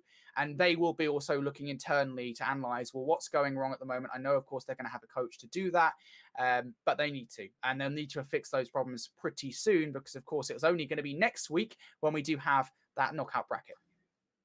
Yeah, absolutely. They do need to fix it up before then, without a doubt. And the thing is, they are making those fundamental plays. Very heads up, and we're talking about fundamental plays. We're going to head into this search and destroy on Moscow, and this is another map that respects good plants, good rotations, and first bloods in particular. This is the most first blood dominant map that we have in the search and destroy pool. So I'm looking to see them try and take some here and get set up well once they have, and that is not the answer that I was looking for. Jackster picks up the first. Well, Jackson going to draw first blood here, but has been traded out in favor now of Amelia Strays. A 3 versus 2 scenario. Lucky and Invidian with the bomb in hand. Going to have to make a choice about where they want to take this one. Seems to be a rotation over towards B. The question now, how quickly do Amelia Strays clock that this has happened? And the communication's got to come through at some point, and it's whether Watson's the big player here. Obviously, it's whether he catches anything in his sight lines. He's looking around. He's going to reposition slightly. That's fair enough. He hasn't seen anything, but it is quiet if you're Piero and Nuke J right now. Well, they've got an idea, but oh no, just a little bit too late here. Piero is going to get the shots though into an Nvidia now. A 1 versus 2. Lucky's getting this bomb down. Piero has not Scooby. This is happening, but surely Nuke J is going to come and check this. Lucky manages to get away. He slips away from Amelia Strays, but Nuke J's going to get straight on this bomb. Lucky. Okay, his shots come straight for you. Piero? How on earth do you know that Lucky's there? He must have seen like a foot or something, but it is going to be Amelia Strays ended up winning the round anyway. Yeah, great plays out of Amelia there. They immediately have someone dive the bomb. Someone immediately covers over. And you're right. There's probably like something about the character models this year. I've never seen so many feet shot in my life. Like, everyone seems to have like size 15s on. And it must be one of those scenarios, right? The end of a gun, maybe the end of a shoulder. But round goes Amelia's way. They get the first blood. They see it out. The fact that Lucky managed to get a bomb down at all is pretty impressive, to be honest. So we heading to round 2, it is now up to Amelia to put together their own offense, or do all answer back with their own defense. We're about to find the answer out pretty quickly here. Amelia Strays seem to want some aggression over towards A. Big gunfight to lose, though, if you're a Piero in the mid-map. Lucky able to take him down. The gunfight's very quickly now falling in favor of Amelia Strays once again. Team War now find themselves in a 2 versus 3. The different situation, though, this time around is that Nvidian and Journey worlds apart. And Amelia Strays have no idea where either are, and Nvidia need to finish that gunfight against Chakta, but Journey comes in from behind, and now a 1 versus 2. Nuke J, do you get away? Yes, you do. Didn't get the bomb down, though. And he's just going to run as fast as he possibly can. Yeah, actually looking to bait a player out here. I kind of like this. They're going to be expecting the full rotation. Does he double back? And I don't know. I think we'll maybe expecting the double back. I think they've just decided, okay, we'll just hold this one and make you make a decision here. So bomb will go down. It will require the 1v2, sorry, the 2v1 retake. And yeah, Journey and Vidian. And Nuke J wins the first. Nuke J makes it a 1v1. He's going to check the corner. Journey gets 1v2'd. Nuke J. What a poker face from Nuke J. Oh, no. Oh, no. Brody. Look at this.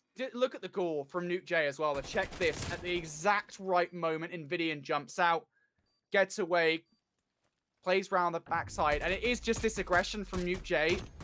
Very few players would make that risky play happen, right? You'd let those players in the 2 versus 1 come to you, but Nuke J plays the aggressor. He's clearly feeling himself. You know, you saw it when he held up in checkers, right? He was confident enough to say, okay, I actually want to make a heads-up play here. They don't end up pushing him, but he goes on to make it happen. 1v2 comes through. Nuke J 4-0 and with a bomb plant as well. Looking really good right now. And again, it's for War. It's just another scenario where it's like this roster see that situation out a couple of weeks ago, and Piero's going to pick up the first blood, will be traded, and Watson will return fire. So a 3v2 situation in favor of Amelia, and they continue to show us, Brody, why they are such a good side. And Metals has just got the most incredible timing on Chaksta, by the way. No, Metals. He works of it so perfectly as well. Does take down Nuke J. Chaksta quickly realizes the position he's found himself in, but Amelia Strays rectify the situation. They take down Metals now. A lucky 1 versus 2. How lucky can you be? I love it. I love the puns, Brody. Great work. Yeah, well, it's what I've been working on over the last 4 or 5 years. It's just being funny. I know that sometimes I'm not very successful at it, but hey, we do try. Lucky now in the 1 versus 2, though. He's going to plant this bomb. Chaksta's going to hear him punch these digits in. Checks it. There you go. GG. See you later, Chaksta waves goodbye. And while I'm pretty good at puns, it would seem I'm not very good at English. Well, no, you're right. Chaksta comes around here. I've played a lot of League play in my time, but I didn't know you could hear the buttons being hammered. And he comes around, picks him off the bomb. Great stuff. Taking a 3-0 lead, and this is looking very, very comfortable. And you look back at War, and it's again Metals and Nvidian struggling. Clearly not their game or series so far this evening. And yeah, we're gonna see an aggressive push here out of Amelia onto A. as I called that it's going to be aggressive, they're actually going to pause just at steps, just at C. Leave Nuke J to watch the middle. This allows them to get that rotation, and you can see the bomb on its way back already. Well, first blood does go Nuke J's way, but a nice trade coming in from Metals. We'll bring this down to a 3 versus 3. The problem here for Team War is they've got no presence whatsoever on the B site. Amelia Strays have already made their way over there.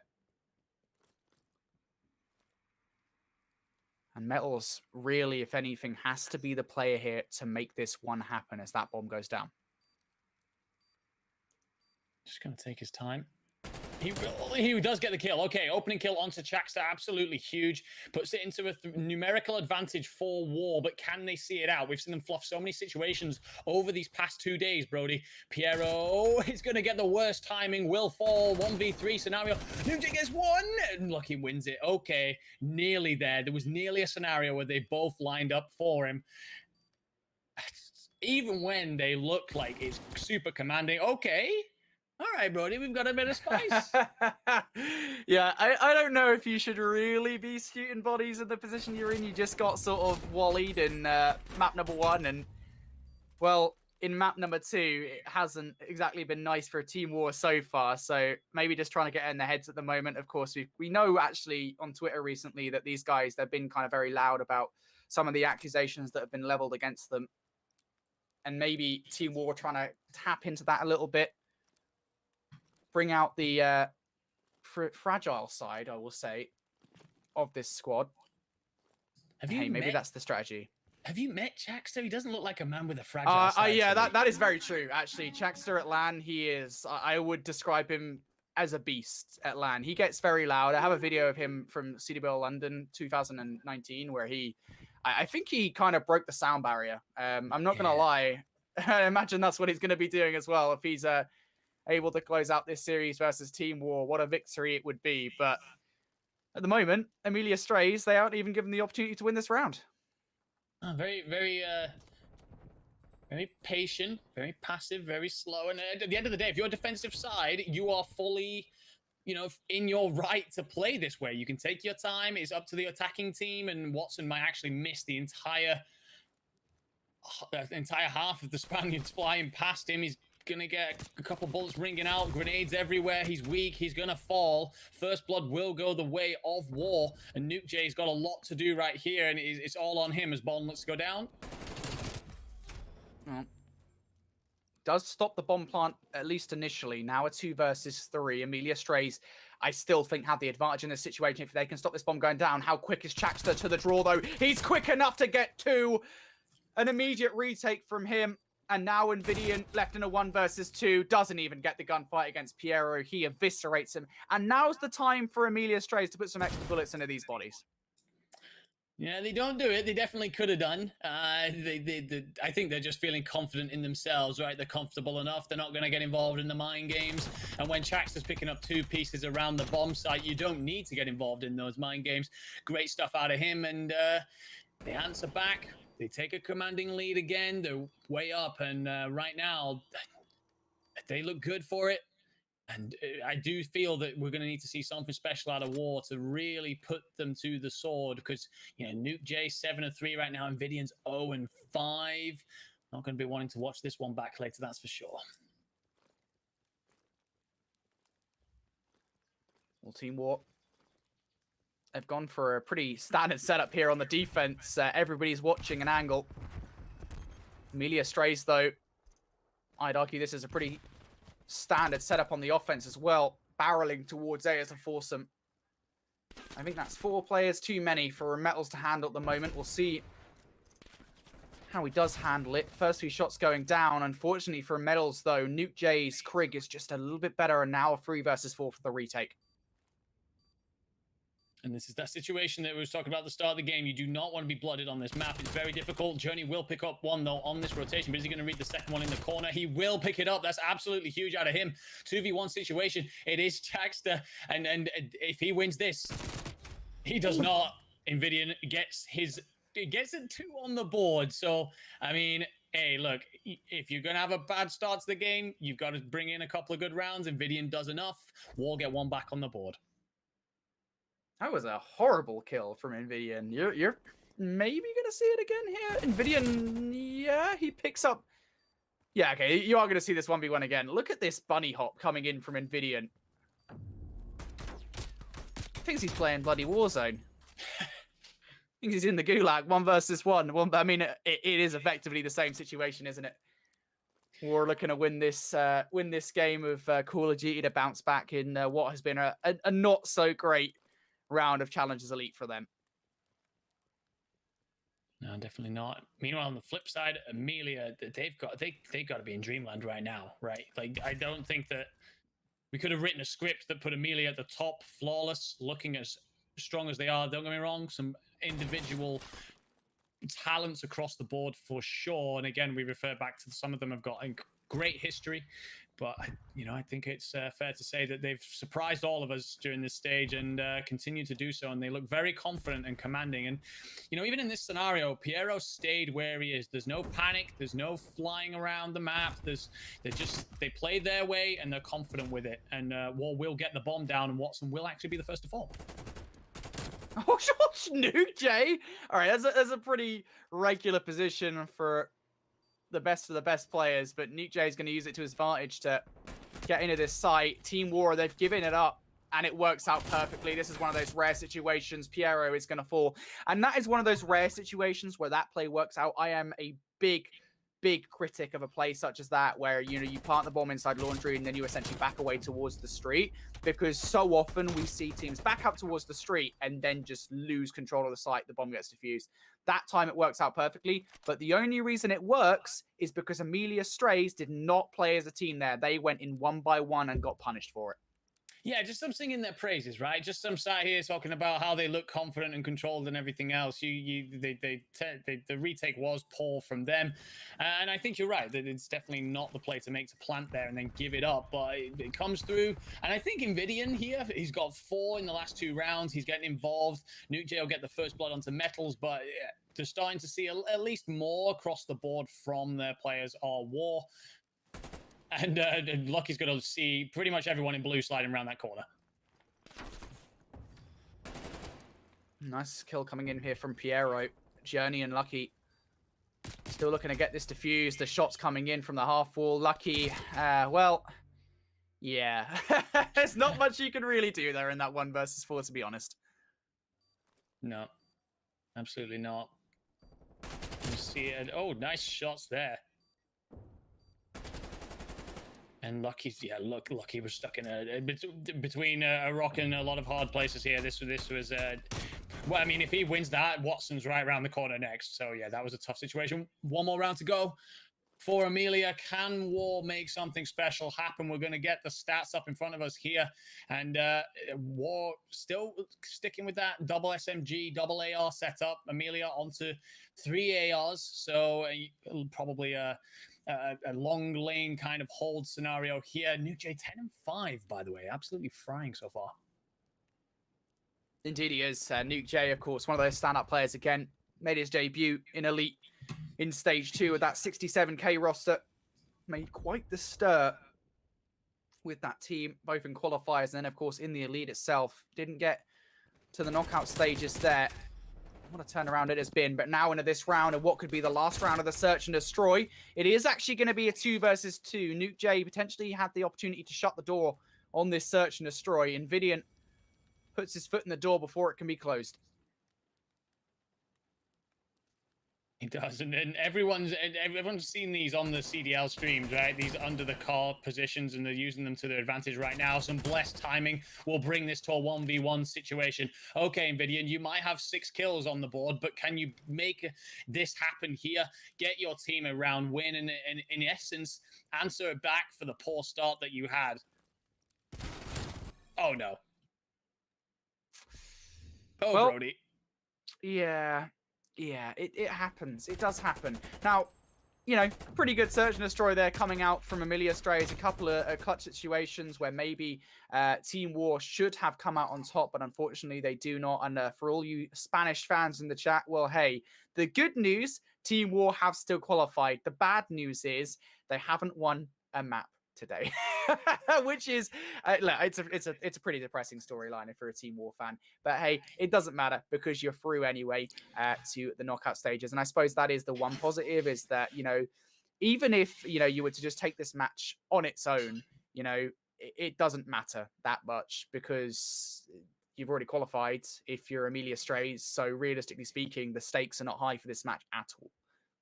Yeah, they're not. They're definitely not. I do think though, if you know, if you're War, you've got the win against 3G, and then the rest of the stage just hasn't been great for you. I think it's fair to say, you know, pushing would have been expected to be 3G, a good side, but it's still a situation where, you know, you would have expected them to win. And it looks like we've actually gone straight into the control here. Nuke J immediately picks up a 2, nearly snaps on for a 3, and okay, Brody, we are away with this one. What a start coming out here from Team War. They're out for blood here in the control early on, and they will immediately be looking for some presence over towards A. If Invidian can get control of Laundry, well, that would be huge. As a matter of fact here, I mean, look at Amelia Strays. Right out of the gate, they're deciding to ditch A, or at the very least go for some map positioning to maybe go for a retake. Yeah, it definitely is. It's straight up a ditch here. Amelia Strays now just focusing on making sure they don't lose both of the control zones back to back. Yeah, they've got that. Watson pushed all the way up here towards bedroom, which is going to force those deep spawns for War, and effectively allows him to play as that information player, meaning that the rest of the team should know that Amelia are going to be all either mid-map or ringside, and it just shuts down so much more of the map, gives them the opportunity to try and pin War in, bleed some lives, put some pressure on, and with 1:45 on the clock, that is the scenario you need to be in. Team War still mounting the pressure in from behind. If they can get down Chaxter, this would be huge. It's going to be Metals coming in from jungle. Finally, Invidian does actually finish that kill. It maybe took them a little bit longer than they would have liked, but the big problem for Amelia Strays here is Team War, they continue to be a pain in the backside.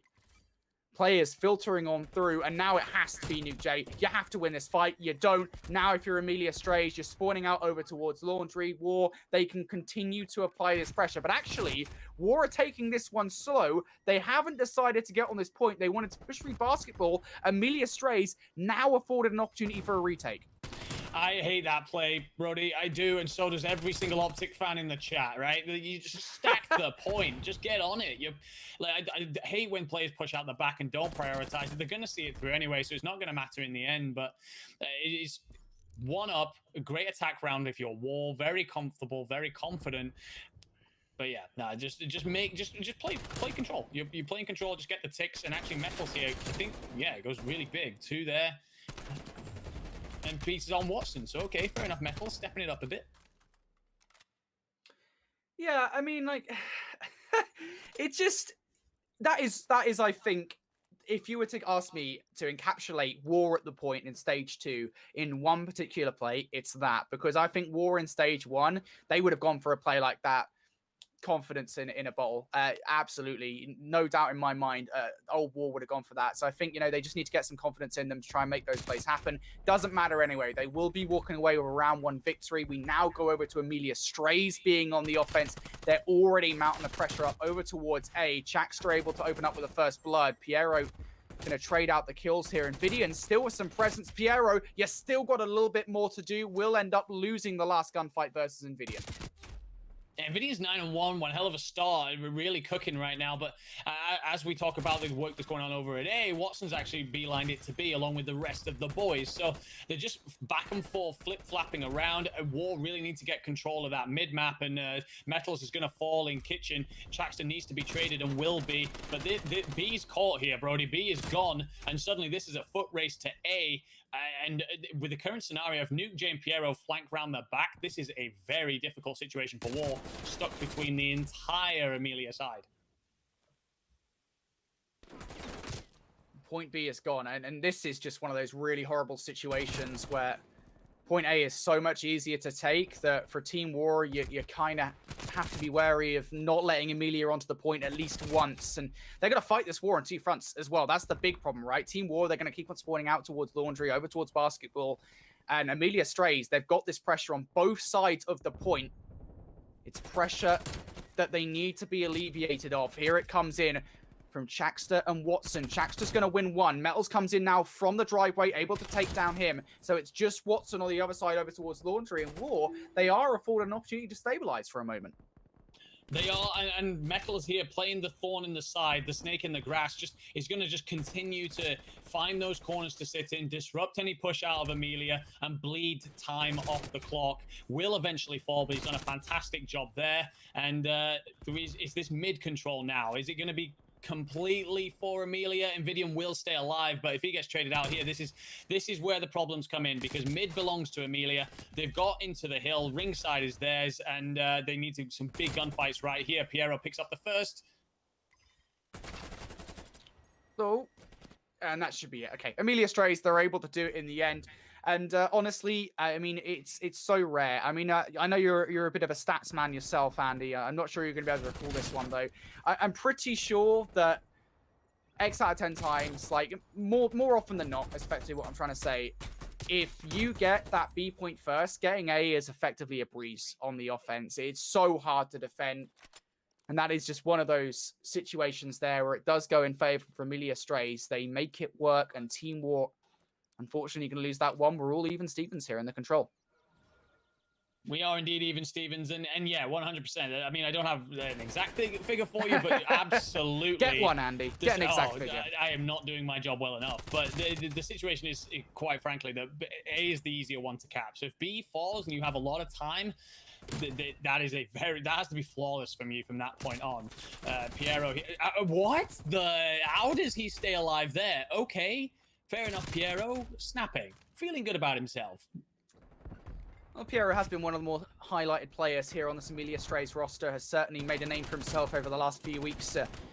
Has been, I think, a veteran, you might say, in open Call of Duty over the last few years anyway, but this has by far and away been his best year, and you're seeing that in some of the gameplay over the last few matches we've got to see, whether it be on the mainstream over at youtube.com/COD Challengers or the community broadcast brought to you by all the wonderful people here behind the scenes and in front of the camera. But Piero has had a chance to prove himself on all of those stages. For now, though, he is going to fall. Team War here, looking to get this capture over towards B. They've got players on the point.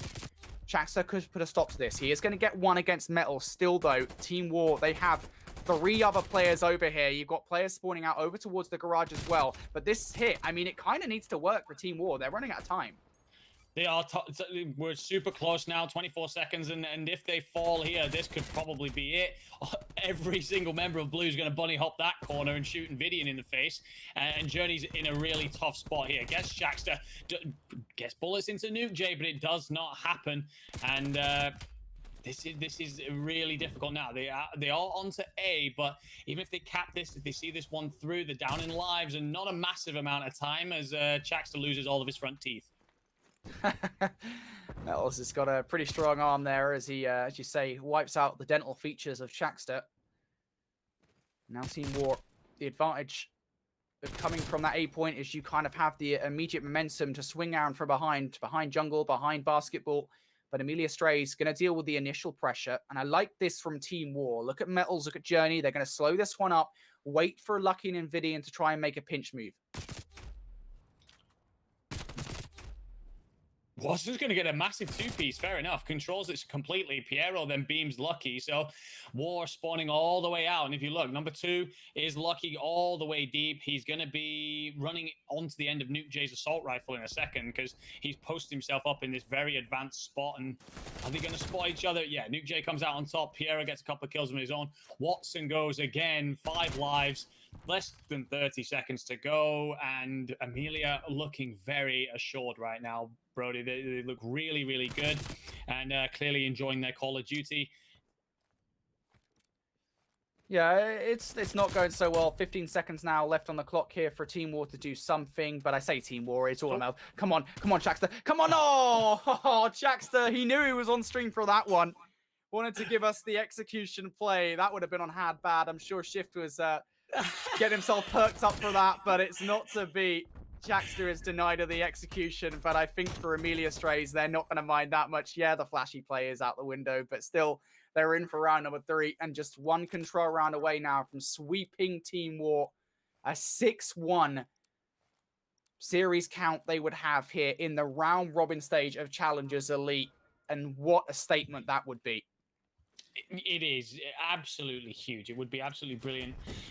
And again, we keep referencing it. It's that surprise package. Could never have written it. Journey's going to pick up 2. Will fall, by the way. Piero gets a second one. Invidian takes it to the face through the glass as well. So great shots there. And then this is that thing. They're happy to take on multiple engagements. They clearly are really confident. The setups are good, and they just trust each other. And maybe that's what this team have pulled together. Because individually, okay, we don't have a lot of trophies in this squad. We don't have, you know, an insane thing to talk about, but maybe they just really work. That sometimes squads gel, sometimes the communication's good, the vibes are good, and they do just look really confident. Indeed they do. Amelia Strays once again going to get themselves on this B point if Team War let this go. Well, we've seen what happened before, but they won't this time around. It's a flawless retake coming in from Team War as Invidian's able to pick up 2. But this is the problem for Team War, right? And it's why on a map such as Raid Control, it's not too much of a risk to go straight for B right off the gate, because the spawns, if Team War aren't controlling them, Amelia Straight's just going to spawn straight over towards driveway and capture 8. Yeah, Journey is going to be super aggressive here, and the problem is, in order to take advantage of that, you need to get some kills on the board, and it's only going to be the 1, and Journey's actually going to miss Chaxter coming out of spawn. So right now, Journey is effectively dead weight, and it's fine because all the kills are red, lights up in the kill feed, and that will be enough to set another wave.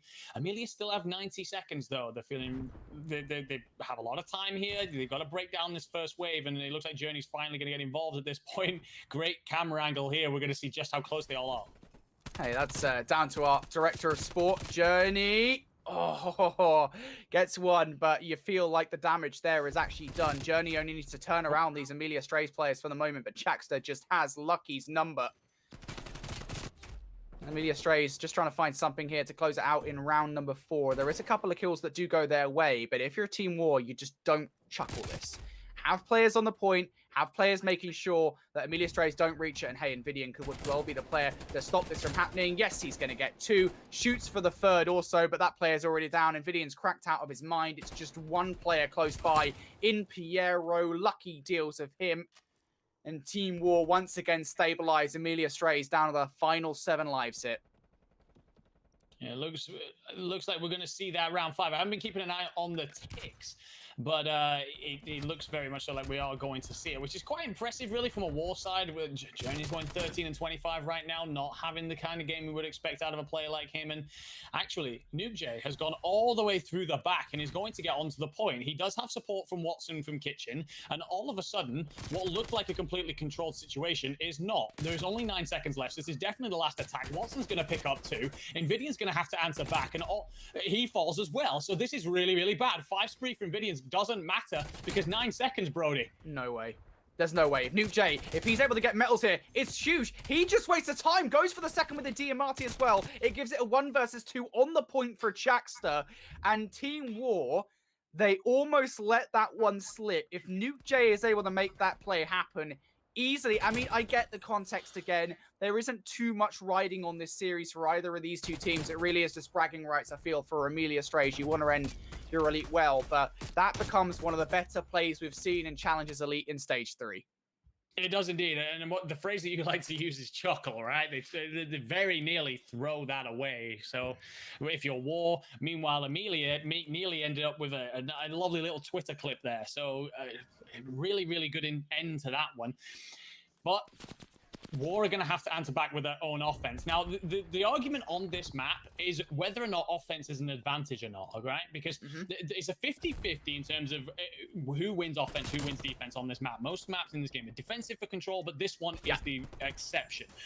Now, for me, it's about which team on attack can control the middle of the map, because you need to flip-flap really easily here between the zones. And right now, you are going to see War take that ringside and more than likely capture it here as Amelia again go for that give it up nice and early strategy.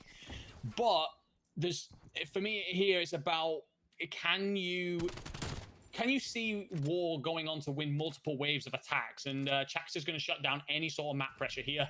War, 2 minutes 20, a lot to do though, and this could get very spicy. I think the key thing is they have quite a lot of time to do it, and hey, that's the opening play that they wanted. Metals and Journey are going to open up a lane to get onto the point through Kitchen. If Invidian could win this one versus Chaxter, it would be huge. Unfortunately for him, though, Chaxter beats him out. Watson takes down Journey also. And, well, what would have been an advantageous position for Team War has now turned into a situation where Amelia Strays can really start to squeeze the vice here, apply the pressure.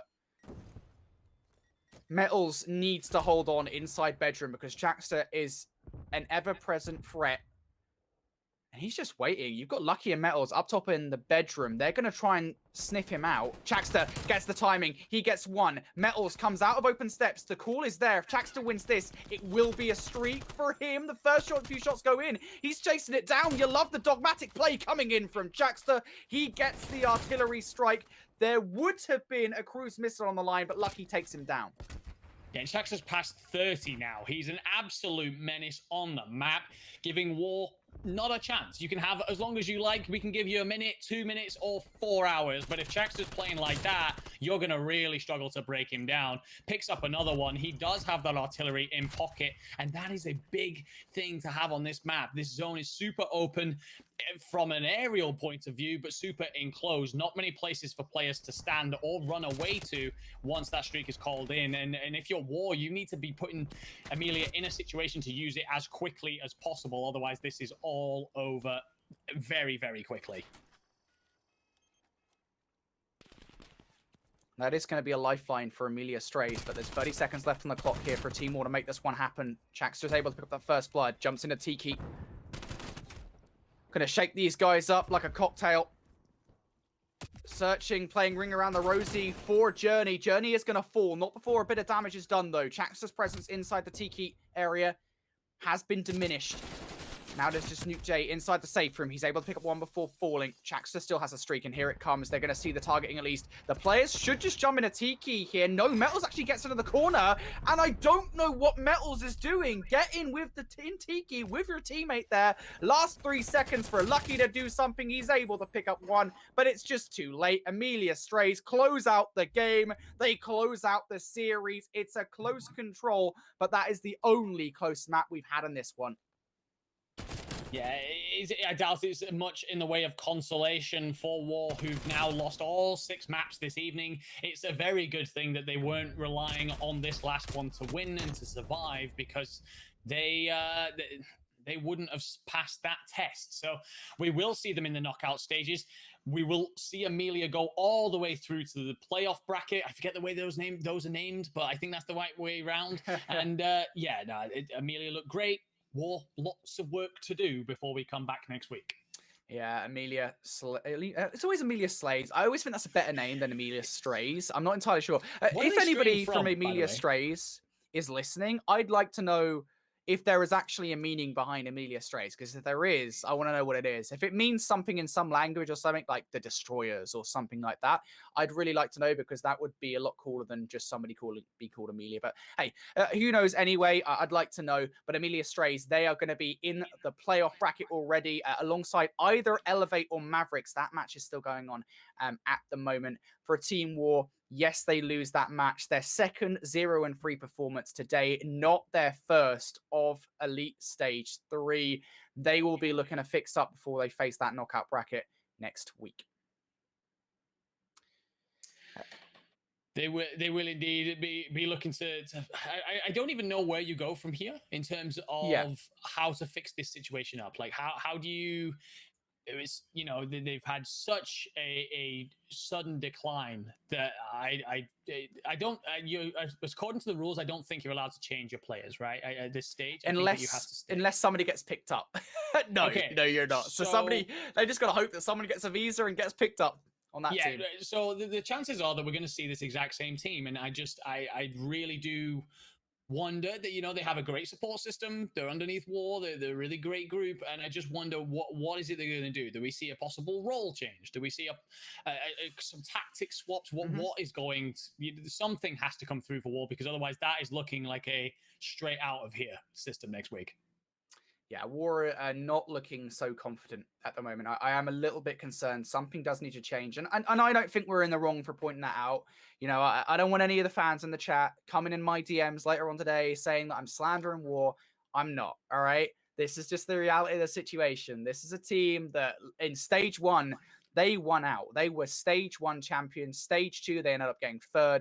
This is a team that is currently, I would say, at the very least in elite. And just in terms of this particular setting, they're on a decline and they are quite clearly not playing at the same level we know they can. And they know that they're going to have to work on trying to fix the issues, the holes in their gameplay going forward ahead of that knockout bracket that, again, will be taking place next Tuesday. So don't be sending me any abuse in the DM. Certainly don't be sending anybody else in the chat abuse that maybe you don't like. I don't like it. Don't be doing it, guys. Anyway, thank you, Andy, for coming on. It's been a wonderful couple of days casting Call of Duty with you. It's nice to, you know, cast with you. You quite clearly know your stuff, and I've enjoyed the experience. Oh, thank you very much. I've absolutely loved it. I actually managed to cast over War all 4 games. So, I completely forgot about that. Yeah, so me and the Spanish community are starting to get very familiar with each other, which is wonderful. I absolutely love to see it. Passionate, an amazing bunch. But no, thank you very much for having me and for the opportunity. It's been absolutely wonderful. Some top tier COD, and yeah, no, I love to see the challenger scene growing the way it is.